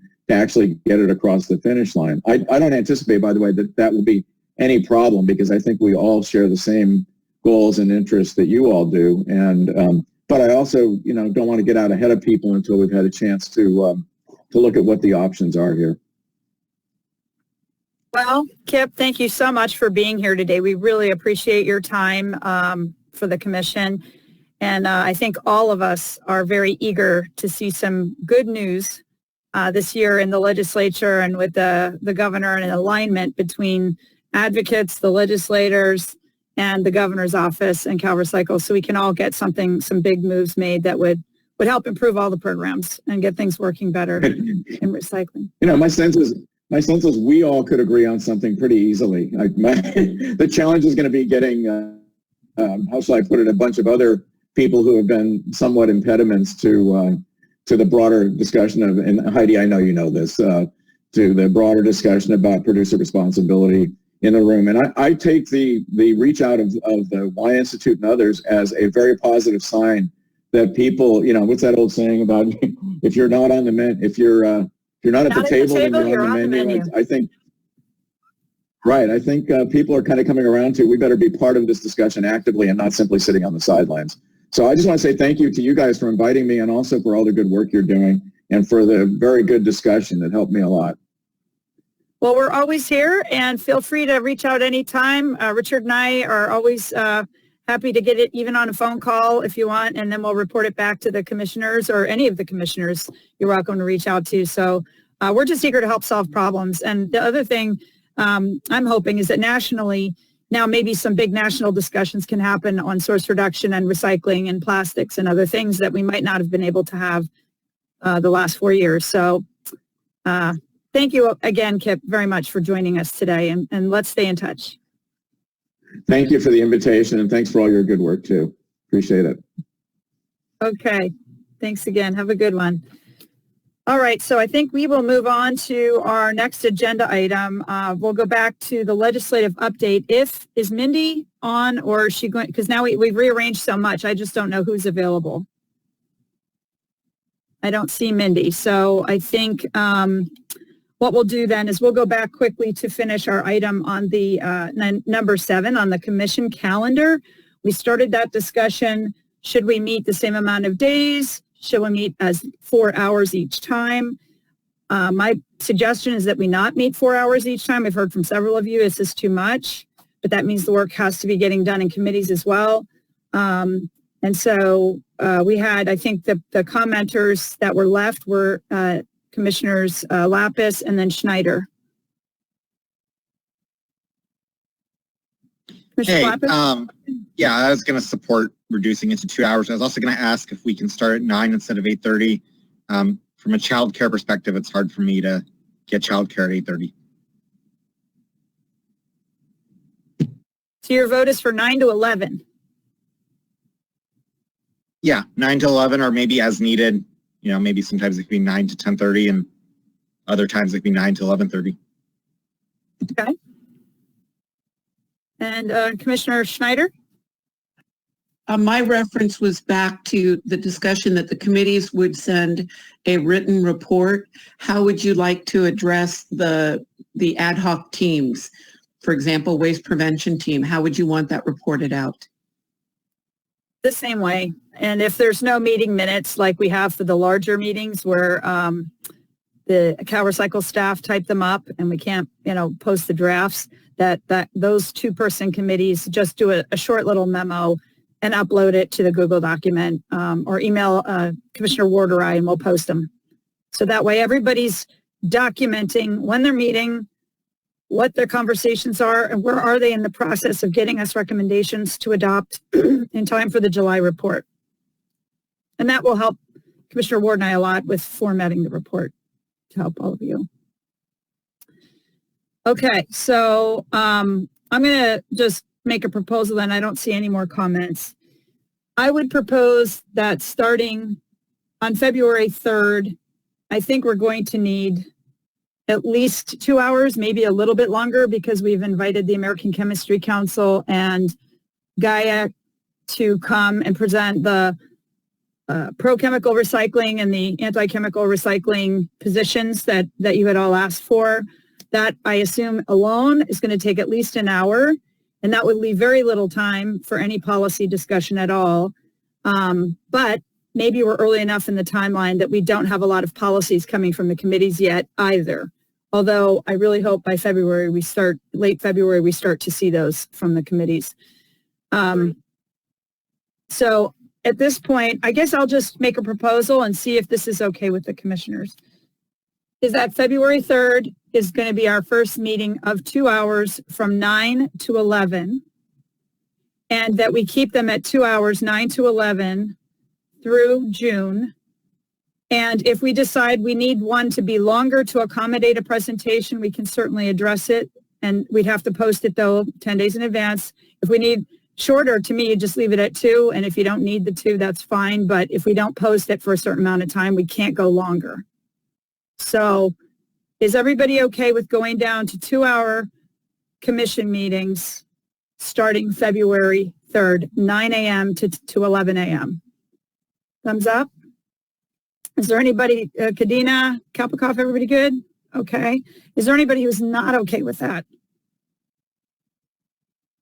Okay, awesome. So we will change the schedule on the website. So it will say 9 a.m. to 11 a.m.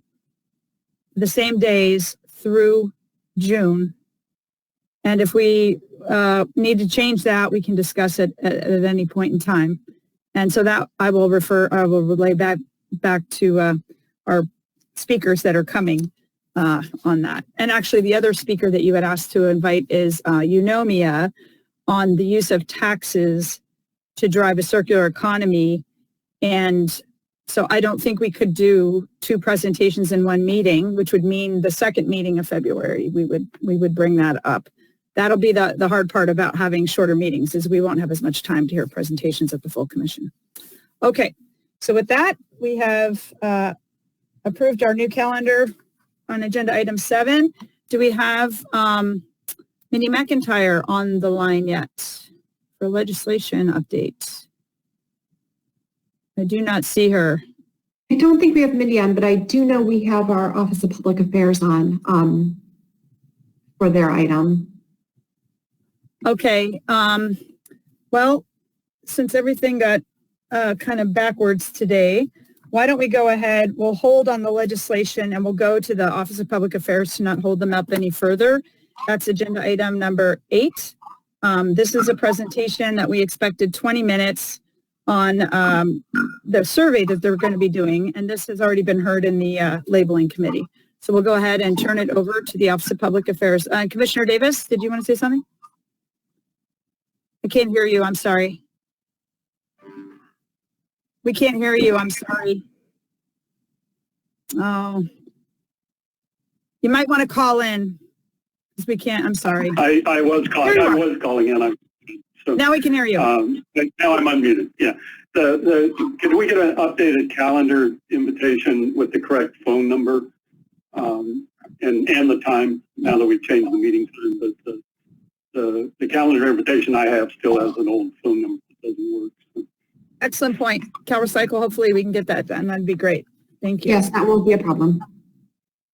And Chair Right, Sanborn, so you still have one pending public comment from the Kip Liver agenda item. Oh, sorry, I didn't see that. Go ahead. And then just as a quick reminder to the public, could you please, when submitting a comment, make sure you classify it as a statewide commission comment. And here we have Eric Winter Klink, subject draft letter to Governor discuss. Following up on Mr. Lipper's comments on the CRV program and convenience, why doesn't California get behind bag drop recycling programs for CRV materials? Bag drop in Maine, New York, Oregon has proven to be an effective way to increase convenience for consumers in a way that grocers can support. If you take the recycling out of the store via bag drop, it can be win-win. Can California get behind retail take back if grocers can? Thank you. Yeah, I saw bag drop work well, so I appreciate that comment. Okay, so we will go ahead and then move on to our Office of Public Affairs. Take it away. Thank you. Hi there, I'm Maria West. I'm the Communications Director for Cal Recycle. And today I'm joined by Christina Files from my office and Jennifer Tabanico, who is our subcontractor who works with our contractor Runyon for the statewide education campaign. So let me try to drive this. I haven't done this in GoToMeeting before. I will just add that we are going to be under a time crunch, so if we could keep things moving, that'd be great. Thanks. Yes. Can you see my screen? Yes. Great. All right. So we have spoken before to this group, and so I just want to give screen. I'm sorry, people can't. It's harder for them to see. Thank you. Thank you. We have spoken about this campaign before, and I just wanted to briefly remind everyone that this is in addition to the recommendations that you're making. There's also a stipulation in AB 1583 about providing regular feedback to the Department on public messaging designed to encourage proper recycling and minimizing contamination in curbside recycling programs. So we want to thank you for your feedback. We're really excited about all the varying diverse mindsets and thinking that you're bringing to this. And and that this is why we're here today. We are still in the process of our research, which is a pretty in-depth process for this campaign, because this research process is going to help us with the actual behavior change part of the campaign. Information campaigns in the past haven't always had the impact that's been desired, both locally and with statewide campaigns. So we just want you to understand that we take your feedback back to all the feedback we get from you back to our department, and we always have to have our subject matter experts weigh in, and what you're going to be giving us, or what we'd like for you to give us, will help us with the initial assessment of exactly what behaviors we need to target as we move forward with focus groups and statewide surveys. So as I mentioned, it's important that we not just raise awareness, but we actually figure out the best behaviors to target that will make a difference. So your feedback as experts in the field will help us with that. And we just want to remind you that in addition to a few very general statewide messages, we are going to be making customizable toolkits for jurisdictions. And so this research will focus a lot on how things work in different regions of the state, in different types of jurisdictions, rural versus urban and suburban. So we just wanted to remind you of that, because I know there's a lot of concern that we've heard that not all the messages will be the same statewide. So I just want to briefly let you know about our research process. So the first step is identifying specific behaviors to target, and our contractor Runyon is working with R3 and with Action Research, and they are delving into a number of the stakeholders, and many of you fall into those different categories. And in addition, you are bringing insights that from other categories that we haven't included. So this asking you to take part in the survey of stakeholders is really pivotal. So with that, I will turn it over to Jennifer, who is an expert in this category, and she will explain a little bit more about the research process. Okay, yes, thank you, Maria, for providing that context. And thank you for giving me this time. I know you're kind of crunched, so I'll be brief, but my name is Jennifer Tabanico. As you see there, I am president at Action Research, and our focus is on behavior change. And so my job here today is to talk to you about a very important next step in our process. I know Maria gave you a brief overview of how we are approaching the campaign, but this is an important step in leveraging the expertise that we need to be able to succeed.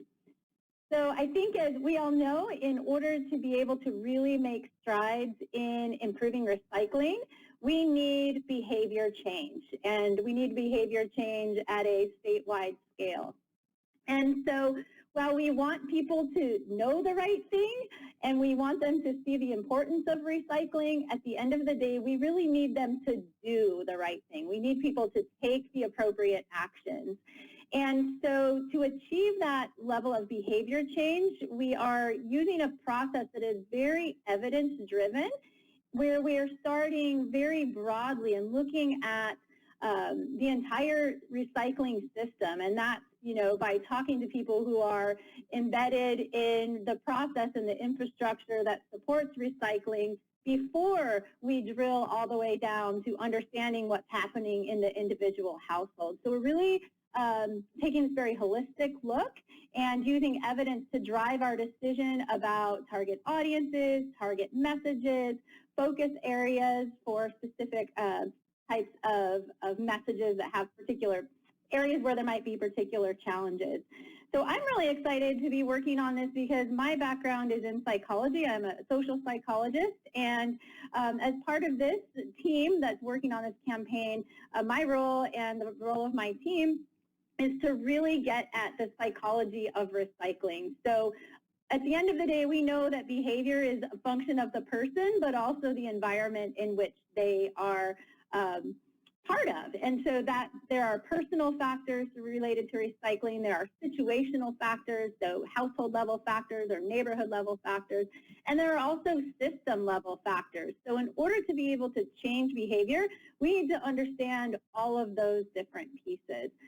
And so this is why I'm coming to you today, because you all represent important perspectives in industry and policy and the infrastructure that supports recycling. And so we cannot ignore that perspective and that insight if we want to really be able to develop informed strategies and ultimately get at behavior change.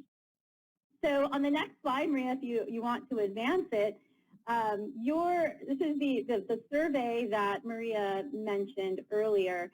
Your expertise is going to ultimately help us make sure that we're focusing in the right areas, but also that when we approach residents later on with a residential survey of statewide, that we're asking the right questions and we're asking about relevant topics and issues. So we have, along with my team, Lori Large, who's our Director of Research at Action Research, we are in development of a web survey. This should be available to you within the next 6 weeks. And we chose to deliver this as a web survey to gather your information, to really help facilitate gathering information and asking questions in a efficient manner.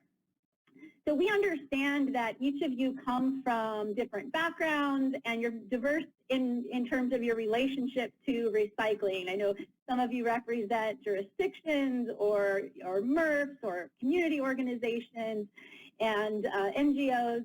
So we really know that you each bring a different perspective, and the web survey structure allows us to customize the questions and the input to better align them with your expertise. So when you receive the survey, one of the first questions will ask you about your role in recycling. So it'll ask whether you represent a MRF, a jurisdiction, a hauler, or some other organization or agency type. And that initial choice will guide you to a set of questions that are relevant for that particular area of expertise. And that'll allow us to be very efficient with your time. We know that you are already volunteering your expertise, and we don't want to ask too much of you, but we really, really value the insights that you can offer.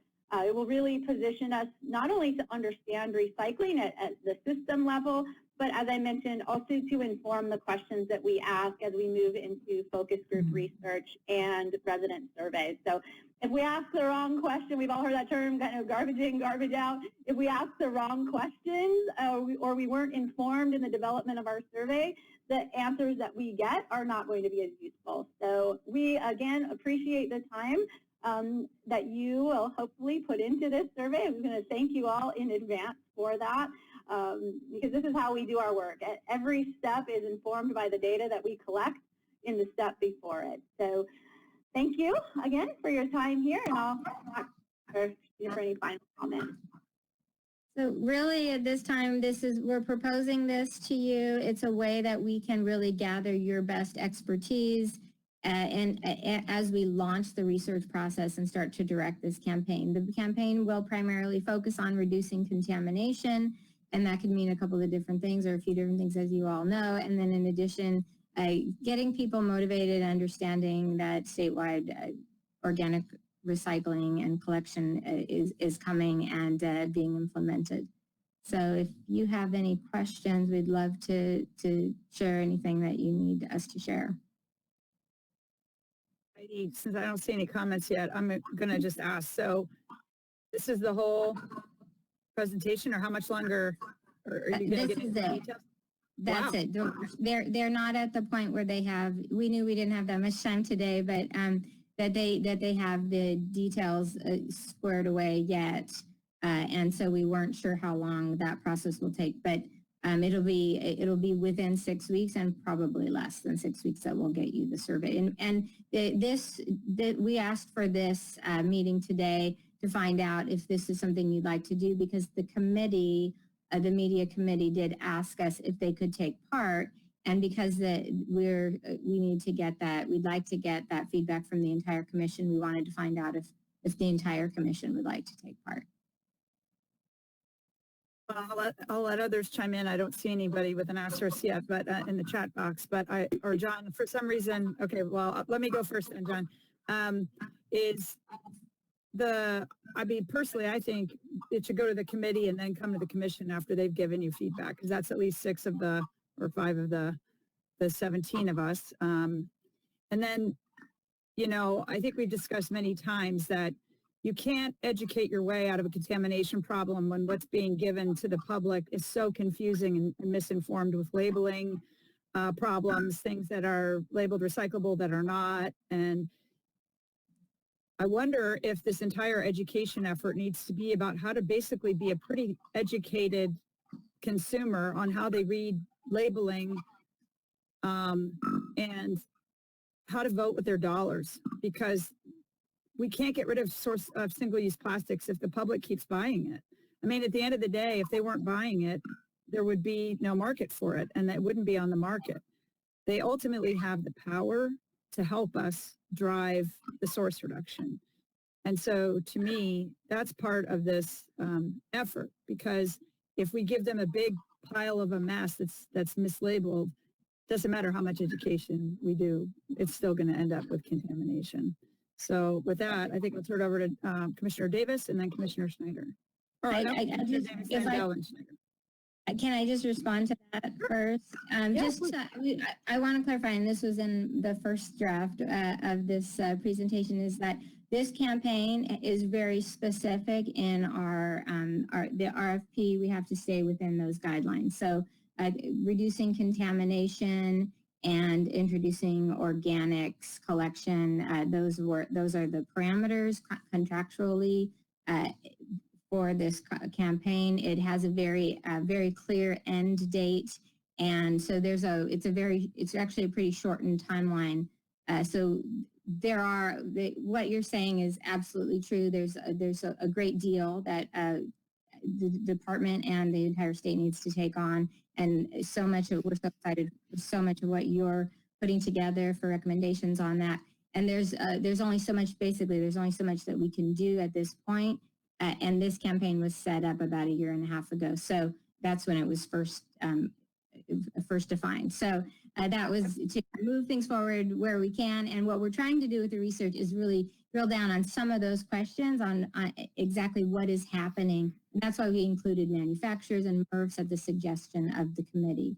Also, if we are going to get your input on this, we would love to get it now, because this research survey process will be a very shortened part of it, and then it will move directly into the focus group, help define the question. So we'd like to get your input if you'd like to, and if you prefer the committee to do the survey. Well, let us start then. Yeah, I think we have Commissioner Davis and then Commissioner Dell and then Schneider.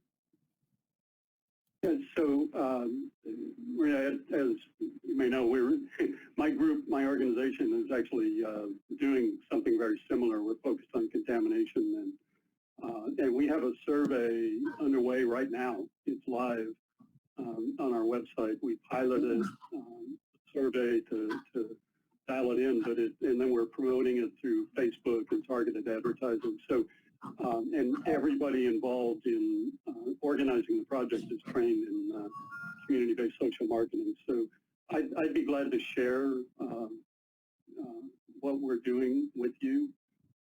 And I think my one suggestion on the method here is maybe we could look at the survey when it's drafted on a pilot basis. We made a few changes based on that. For example, I hold multiple roles, and so who am I?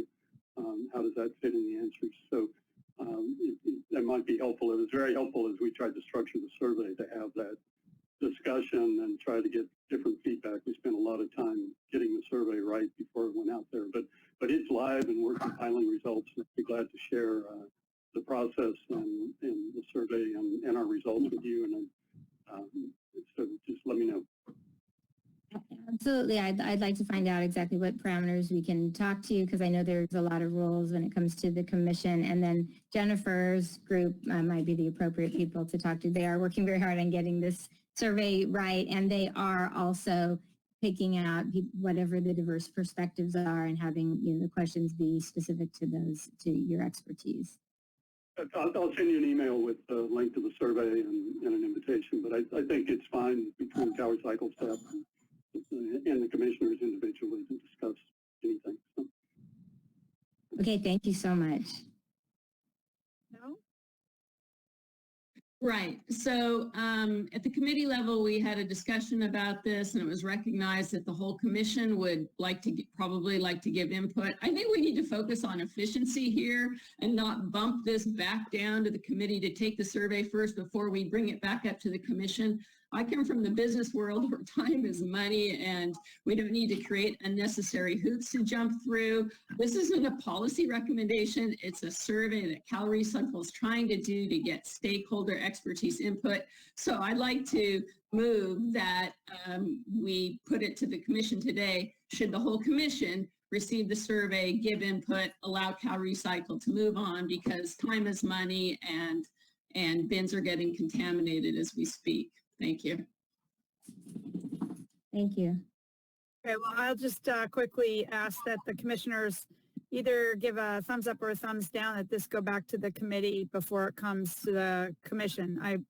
We're down to 2 hours at the commission meetings. It's going to get very tight on these agendas, and they're probably going to have to get bumped up if we keep throwing things back up to the full commission. But it's completely up to just to clarify, what we're talking about is CalRecycle sending out a link to a survey. Correct, CalRecycle?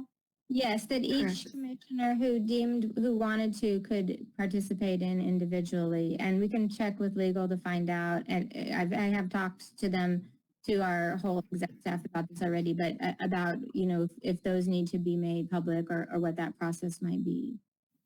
Right. So we're not talking about taking up any more commission time. It's just sending a link. Okay. And it'd be about a 15-minute survey for an individual to take on their own time. Okay. Well, yeah, we're volunteers, so everything's on our side. Yeah. So I think you could go ahead and send it out to all of us then, but I do believe this has to be public if it comes to all of us. Yeah, I'm sure you guys will work that out. And everybody's fine with it, everybody getting a link. That sounds good. Yeah, no problem there. Okay, so Commissioner Schneider? My comment just on that would be, has the survey been beta tested so that we know that the results might be something that's actually useful? But my real question was back to what Chair Sanborn said, is that the public is driving the use of plastic single takeout.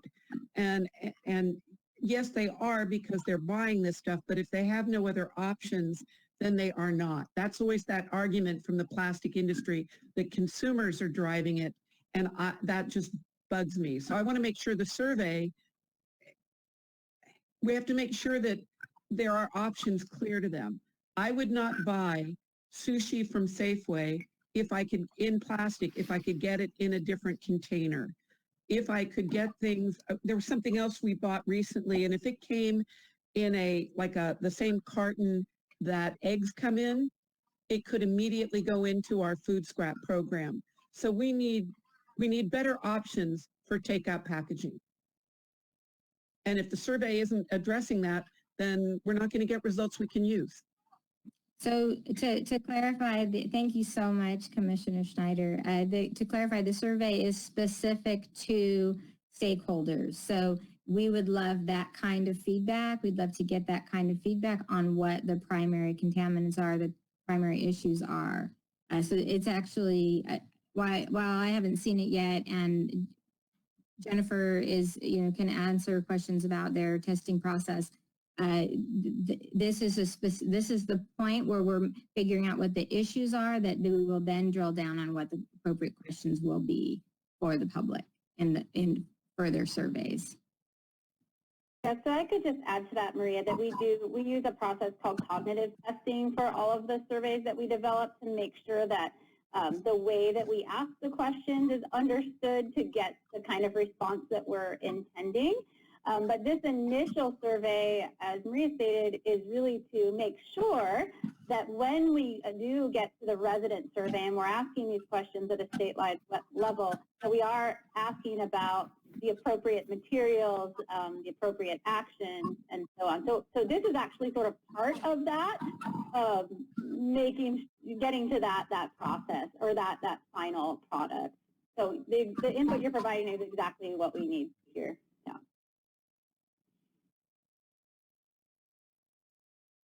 Yoda. Yeah, just very quickly. For me, I'm trying to figure out how we're going to start the year with the recycling outreach, and it's really difficult. The main thing being I get calls every day from people saying, where do I recycle? It's not a matter of getting them to change their behavior to do it. It's a matter that they have nowhere to do it, and they're really frustrated. And I think that's going to be I think that's a very important part when you're looking at how to put this outreach together to accept and to somehow possibly incorporate into what you're doing as well. Thank you for that feedback. While we're working on ways of keeping curbside cleaner to help the CRV program, we are primarily focused on curbside behaviors. Okay, I don't see any other questions, so it sounds like everybody wants to get that link and help with the survey, so we look forward to that and making sure it's all public and following the rules as we always do. So thank you very much, Jennifer and Maria, for the presentation, and Christina, thank you. Thank you so much. Thank you for your time. Bye-bye. Very good, thank you. Okay, so with that, we've got about half an hour left. So let's see if we can move back to agenda item number 6, which is the update on legislation. And I'm not sure, do we have Mindy back with us at this point? Is she going to be able to join us today now that we moved this all around? Anybody from Zoe? I don't hear it. So I'll start this, and then if this doesn't... Zoe? Hello? Yeah, I was just checking. I don't think she's on. Would you like me to ping her to see if she can join, or would you like to put this on the agenda for the next meeting? Yeah, if she can join, just tell her to get on as soon as she can, and we'll just move to her to give a quick update because it's only going to be 5 minutes or so anyway. The other thing we could do is ask her to do the same thing, is just give us a written update, so this way she doesn't have to physically be here. It's to put it in writing, what are the bills that she thinks relate to the commission, so we can look at that before the meeting, and then maybe just ask questions, and that'll help expedite the meeting to go a little faster. Okay, but in the meantime, on this item number 6, updating legislation, this was also going to be an update from Vice Chair Valle and I on what has happened between us making the report public and any of the outreach we've gotten from legislators and others as a response to the recommendations in the report. And we wanted to report, and please, Vice Chair Valle, you can chime in at any time. We had a meeting, I believe it was Friday before last, with Liliana who had presented to us before was Senator Eggman's office, the author of the bill that formed the commission. And she was just asking for an update on the report, the responses we're getting, interest she's heard, from different folks on our recommendations. And she wanted to send the high compliments to the commission for the amazing work. I think she said something to the effect of it was absolutely unbelievable, kind of to that level of what we were able to accomplish and how impressed they were. So compliments to everyone. And we did just go through what we had heard and what we have heard. Obviously, Assemblymember Garcia, Cristina Garcia put out the resolution, and many of you were able to provide a comment to their office on that as your individual hats. And others did as well in support of the resolution on limiting plastics exports. We've also heard there may be a legislator that is going to be picking up the limitations on diversion credit. From that same recommendation, I think it had 3 recommendations under the header of limiting plastics exports. I know that I've heard that one senator is interested in possibly picking up the labeling ideas and getting rid of the chasing arrows.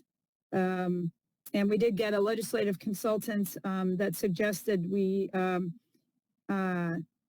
make sure our report was posted and final on the public CalRecycle website, which of course, as we shared at the beginning, Commissioner Ward is working on the accessibility, and we hope to have that, and CalRecycle have that posted very quickly so that the world can see it, because it's already been several weeks since we made it public on the Google document, which most people find very hard to use, unfortunately. I would also like to raise at this point that at the next agenda, I would like to add that we have a discussion about basically what Secretary Blumenfeld raised, which is our ability to speak on these issues and to be public about the recommendations. And one person in it was in the notes actually from the last meeting, Peter Mui suggested that that CalRecycle help us issue a press release about the Commission's initial report with an emphasis on the immediate action items in the draft report, and use that as a basis for a letter to the governor and the legislators. I thought that was a very interesting comment and a good suggestion to try and elevate things, or at least part of it. Maybe CalRecycle can't help us with that, but certainly that's something that Vice Chair Valle and I are open to your suggestions. If you wish that we draft letters, press releases, bring them back for your consideration on legislation, again, to make sure people are seeing these recommendations, we're happy to do that. Is there anything else, Commissioner Valle, you wanted to raise or things for the future agendas on this? Just 2 quick things. She also mentioned that Director Wagner should be given more discretion to use funds out of CalRecycle to prop up existing recycling centers and or create new models. Fully supportive of that. But most importantly, I think for our fellow commissioners, very impressed with the product of work that we've created, very impressed with the turnaround and professionalism that's been demonstrated through the work that we submitted. They never thought that this commission would get so much done in such a short window of time.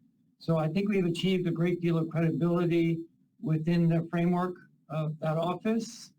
And I think I'm hearing from other Senate offices and Assembly members that they are closely watching the next steps that we take. So that's a compliment to all of us, and thank you all for doing so much in a very short period of time. Yes, absolutely.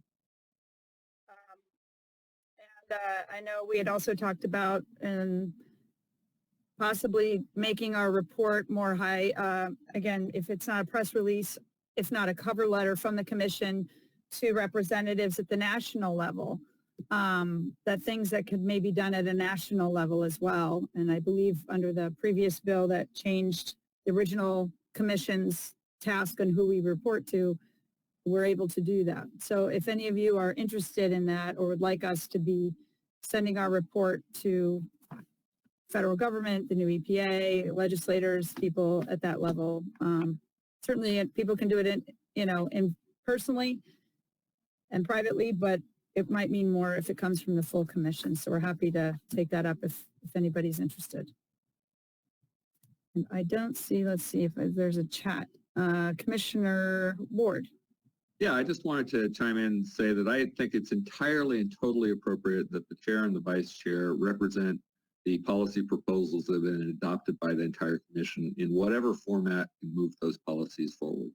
I don't feel that there should be any Bagley-Keene issue because you're just promoting that which we've already approved. So I really don't see any issues for any letters, any statements, anything for a policy that's already been resolved at the commission level. I think we can, any of us, but especially the chair and the vice chair, can promote it anywhere where that can move those policies forward. And I'm eager for that discussion, but that's my opinion.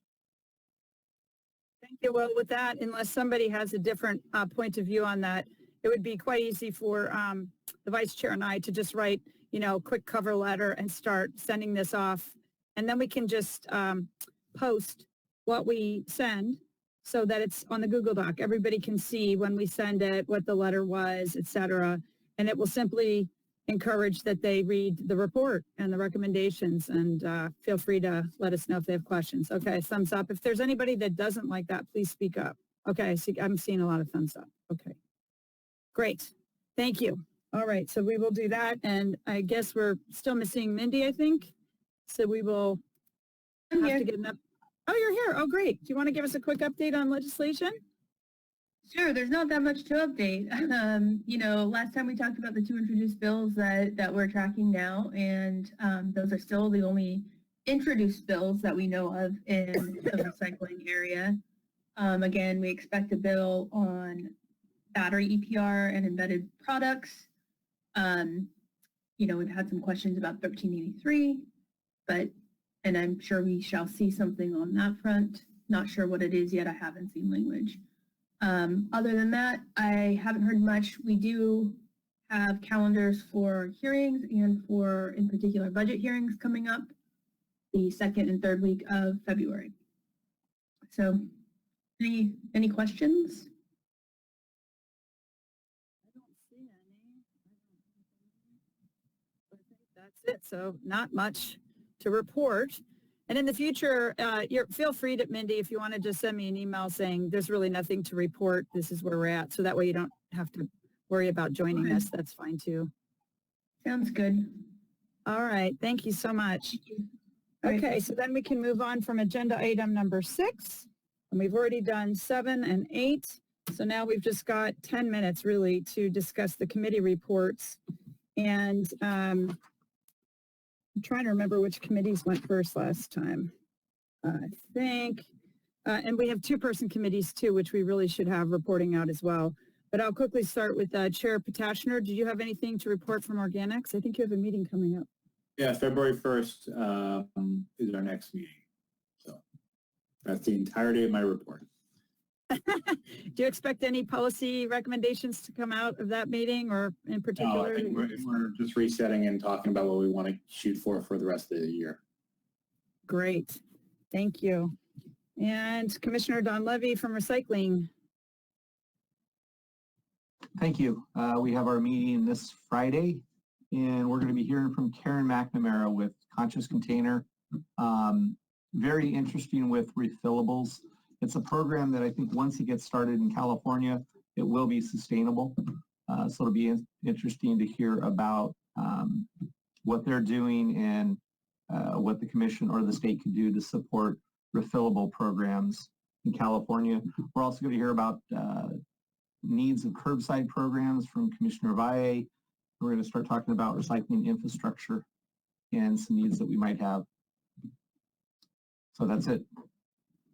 Great, thank you. And I don't see any comments in the side, and that is one of the items we did put in the report, was a high priority for us to take up this part on the refillable. So thank you for taking that up in the committee. Next is labeling and public education with Chair Dell. Right. We have a committee meeting set on February 2nd, and two main things on the agenda. One, to continue to have a dialogue with Cal Recycle about their program, and then second is our one big deliverable that we owe to take back up to the commission, which is to frame out the overall labeling system for products and bins and acceptance lists. And we have a good amount of time scheduled to talk about it, but we're not going to rush this discussion. We're going to take time to talk about it. So it may take one more meeting before we bring it back up to the commission. And that's our one main to do that we owe to the commission. Very second on the labeling discussion. That's good. So if people want to follow that. Great. And then we can go to Chair Davis on market development. Yeah, so we did meet on a week ago, Monday, January 11th. Our next regular meeting would have been January 25th, but Cal Recycle is holding a market development financing workshop in conflict. So we will meet on February 8th. And at the meeting on the 11th, we spent time going over the list of items that had been kind of put in abeyance and assign responsibility for follow-up on those items. There are quite a few issues around construction demolition material, which is a large part of the disposed stream. So I think we're going to try to maybe structure a comprehensive approach, but on February 8th, we probably going to have some presentations on asphalt, asphalt paving, asphalt shingles, tire derived asphalt. So we're going to do a bit of a dive there and try to deal with some of the outstanding issues and then put them in a general context. And, we did on the 11th discuss with the authors the presentation that was provided to the full commission on polypropylene recycling. And so we went through the slides with their presentation, had a fairly lengthy discussion about that material to try to understand the market development aspects. And nothing to bring forward from the discussion, although there was an update to one of the slides that was given to the commission. There was an error on the slide that showed the capacity, and then they updated it to show planned capacity of 3 facilities in California that would handle about 50,000 tons a year, and hopefully we'll get some movement on actually seeing those come to fruition. But so I put that updated presentation on the drive for the committee, the Google Drive for market development, and so it's under the upcoming meeting, February 8th meeting. Okay, and at that committee meeting, there was a presentation from the Association of Plastics Recyclers, and in the Google document is posted a memo to Commissioner Davis from Stephen Alexander, who's the CEO of the Association of Plastics Recyclers, because he started his presentation by mistakenly claiming that I was on his board, and he clarified for the record, I am not on his board. In fact, I, of course, received no money from the American Plastics Recyclers, never have, never would. But we did inquire at the National Stewardship Action Council about becoming members of the organization. So I know that a couple commissioners heard that and had some concerns. So I just wanted to make sure everybody had seen some of the discussion that was put onto the Google document. And I'm happy to answer any questions on that if anybody has them. Commissioner Dell. Thanks. I listened to that presentation, and there were a number of statements and data provided which don't jive with data provided by government sources. And actually, I'm inspired by the new president's speech today about how important facts are. And I want to take 1 minute to clarify something that was stated that I think is really important because it's a very controversial issue, which is actually plastic waste exports from the U.S. to Canada. Canada signed the Basel Treaty in the dark of night. A treaty was made between the U.S. and Canada. There was a big hullabaloo in Canada. NGOs are fighting this. So Canada really shouldn't be importing plastics 3 through 7 mix. And during the presentation by the Association of Plastic Recyclers, Recycling Partnership, and their paid consultant, it was stated that there's actually still a market for plastics 3 through 7 in Canada, and that they're buying it from California. And I just want to show data from the U.S. Trade Census Bureau. I've looked into this in detail. There's no data that any plastic actually has ever been bought by Canada from the U.S. I think it's because it's a really long truck drive. And also, I spoke with one of the recyclers that they had mentioned was buying it. I actually had a 2-hour conversation with him in late December, and I'm not going to name him. He was a nice guy. I don't want to throw him under the bus. But he stated they've never bought plastic waste from California. So for any reporters listening, and I get a lot of calls from reporters around this trade between the U.S. and Canada, I would say that there's no data that we're actually exporting 3 through 7s to Canada. If anybody is a waste recycler on this call that's done that, they can correct the record, but based on the U.S. trade data, and what I heard from one of the companies, there actually is no market for 3 through 7. Commissioner Dunn, or did anybody want to respond to that?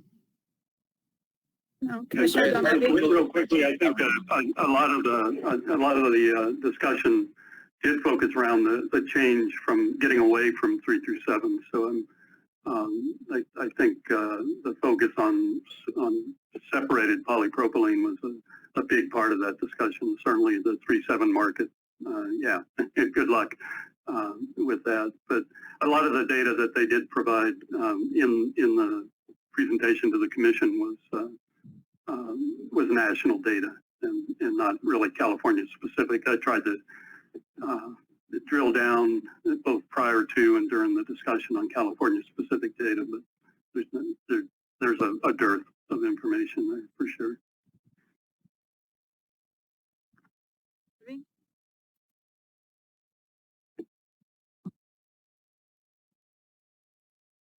Hello? Haley? Oh, there he is. You calling on me? Yes. I can't hear you. Okay, there you go. Yeah, Commissioner Davis, thank you for having them present and provide the information.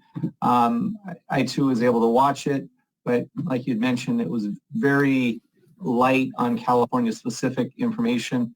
And I have sent them a follow-up email with a list of questions trying to get more information on some of the general items that they were talking about. And when they provide the answers to the questions, I'll be able to compare notes with you and see whether we bring that up at your committee or at the recycling committee. So that's it for me. Yeah, and I actually, once they corrected some slides, the one slide on planned capacity in California, they did show that 55% of 3-7 bales is typically polypropylene. I think that's a national figure, but and there was a high percentage of PET in there, so it's probably less in California. But if we use 55% of 3-7 bales, there was export data that CalRecycle accumulated for 2018.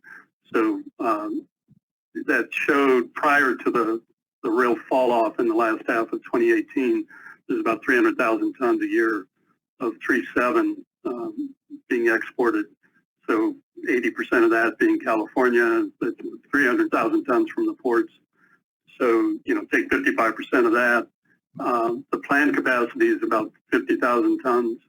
The capacity, if you do some rough analysis of 3-7 exports and percentages, the 50,000 is somewhere around a third of that volume of polypropylene in the 3,7 bales. So, for whatever it's worth, I think there'd be a dent in having some in-state capacity. Maybe it ramps up as there's more separation and movement away from the 3.7. We did not have that discussion, and I think once you get some follow-up on your answers, maybe we can dive back in again. But there is some planned capacity. We'll see when and if it evolves. And I think some of these issues are just going to overlap between recycling issues and market development issues. So it's, to me, appropriate that both committees hear different parts of the same, overall. But market development focuses on market development and recycling focuses on recycling. So that probably won't be the last time that happens, or the only issue it happens on. Yeah. I did want to say, too, I still plan on having NSAC join the American Plastics Recyclers. So if anybody has, as a member, not a board member, if anybody has issue with that, let us know. I've been told by CalRecycle that's perfectly appropriate. And if anything were to come up, just like any of us on any of our memberships or board positions, et cetera, has a conflict of interest and there's a vote, we have to be transparent about those things. So anyway, I just wanted to say that.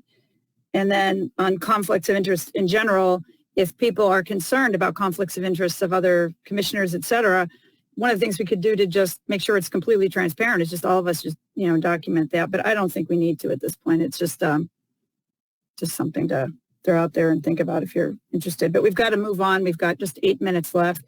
I think, Ted, maybe you could address quickly waste prevention. It sounds like you and Ann are working on a couple of policies. Yeah, if it's okay, Commissioner Snyder, if I can summarize the points that we've discussed. Commissioner Snyder, are you still there? Perfect. Okay with me. All right, great. So bottom line is that waste prevention is a big topic. And while we're all in the discard management field, in terms of waste prevention, especially with regards to design, I think we need to acknowledge it's not exactly what we do or what we're experts in. And so that's been sort of our experience of trying to grapple with this, and that part of the challenge is how do we put enough different groupings to try to make it clear what it is, the scope of waste prevention that we're talking about, and to try to clarify that so that we might be able to craft policies, but also to educate everybody concerned why prevention has been at the top of the hierarchy, but languished in terms of actual programs and policies. So currently those groupings that we're developing are design, organics, including food waste prevention, cleaning, food rescue, deconstruction, building materials, computers and electronics, textiles, household goods and furniture, packaging, including transport packaging, education and outreach, and product stewardship. So those are each separate, distinct topics that have whole industries. And for instance, in that grouping, I didn't explicitly list diaper services. They're folded under textiles. But that's one example of there are whole industries that are subsets of these categories. And that recycling is recognized as a very diverse field by the people who are on this call. And waste prevention is equally diverse. And so that's part of our challenge about how do we put it out there in terms of recognizing the scope, try to discuss it in enough detail that we might be able to craft policies that are supported by it, but not overwhelm the report as an educational tool. So we're trying to get as few categories as possible, but not so few that we're missing anything. So that's where we're at. I would just encourage getting us a couple of policies to start digging our teeth into, because we keep talking about waste prevention, but we need the policies so we can put in the report, because I think it is, and I was excited to hear Kip say that it's a priority for him as well, and source reduction has always been a priority. So excellent. Thank you. Commissioner Snyder, do you have anything to add to what I just said? We're out of time, actually. I'm sorry. We've only got 5 minutes left. So I want to move on quickly to Nick and Sarah. Do you want to speak to the Oregon relationship, and you were working with them? Sure. We did speak with David Alloway, and they've made some progress for sure. He came to talk to us about the framework that was 578, and they've introduced basically the bill that incorporates that in, and I believe it's HB 20, let me find it really quick. HB 2065. So it's just been introduced into their legislative process. And he, kind of like our legislative update today, is just not really sure. He doesn't have any feeling yet how it will go. But it's a very comprehensive piece of legislation. There's a good page on producer response or producer, what the producers will have to do, and literally I think 2 or 3 for local governments. So you can see there's a real shift in this legislation and what they're trying to do, and you can see it in the bill. But that's all I had right now. It's been introduced, and we're just going to kind of wait and see how it goes. Great, thank you.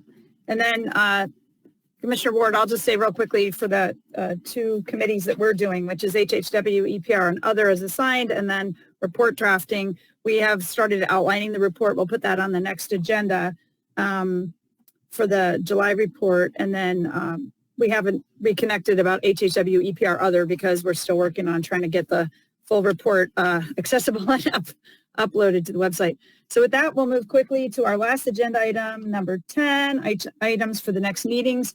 I've already put on the 3rd, the big discussion about chemical recycling, and invited Gaia, which has submitted comments that they don't like, chemical recycling in their position. So we've invited ACC to go first, Gaia second, and I'm still confirming them. So hopefully we can confirm them today. And then is there anything else? I wanted to also put on the next agenda, the review of the report, the feedback, like a standing item on any feedback or news on our recommendations in the world, and any letters we send out, and anything all of you are hearing as well. I know Commissioner Vine and I thought that would be good to hear from you. So we'll make that a standing item, if that's okay with you. And then also you had asked about Eunomia and having them present as experts on using taxes to drive a circular economy. They are very open to doing that. And I was suggesting maybe with 2-hour meetings, we should probably move them to the 17th, or we can just have the 3rd really be a presentation meeting, and not, because we're still early on and the committees are not really bringing up policies much right now. We could do all 3 of them at that meeting if that's, I see nods. Is there anybody that would be opposed to having the majority of the next meeting be presentations by on those issues? Okay, so everybody's okay with that. So we're going to have probably 3 presenters, and it'll be most of the meeting on the 3rd. Okay, unless Eunomia cannot come, and then we'll bump them to the 17th. Is there anything else you want on the next agenda? No? And then can we read the public comments, please? Yes, from Bruce Magnani, Association of Plastics Recyclers, subject curbside recycling. The APR will be happy to bring data on our presentation to clarify and support facts presented to the Commission. We disagree with Ms. Dell. And then from Erica Daly from PreZero US, titled 3 through 7 bales. PreZero US currently buys and is expanding facilities to increase 3 to 7 buying for processing here in the US, California, and SC. We recover PP and PE separately from those. And then last, again from Bruce Magnani, Association of Plastics Recyclers, Curbside Recycling. We believe Mr. Davis is accurately describing the situation, and the APR will bring the best data possible and California focused, but markets are not confined to the state of California. Having both national and state data is important. Thank you. Okay, are there any other comments? That is all at this time. I just want to say thank you all for being so flexible during Inauguration Day, and to Mr. Kip for attending and moving his schedule around. I still think we can call ourselves the Get It Done Commission, and I'm really proud of everything we're doing, and let's do it again. So we'll look forward to seeing you this time at 9 a.m., and we'll send out an updated invitation for the calendar on February 3rd. So have a great rest of the day. Thanks, everybody.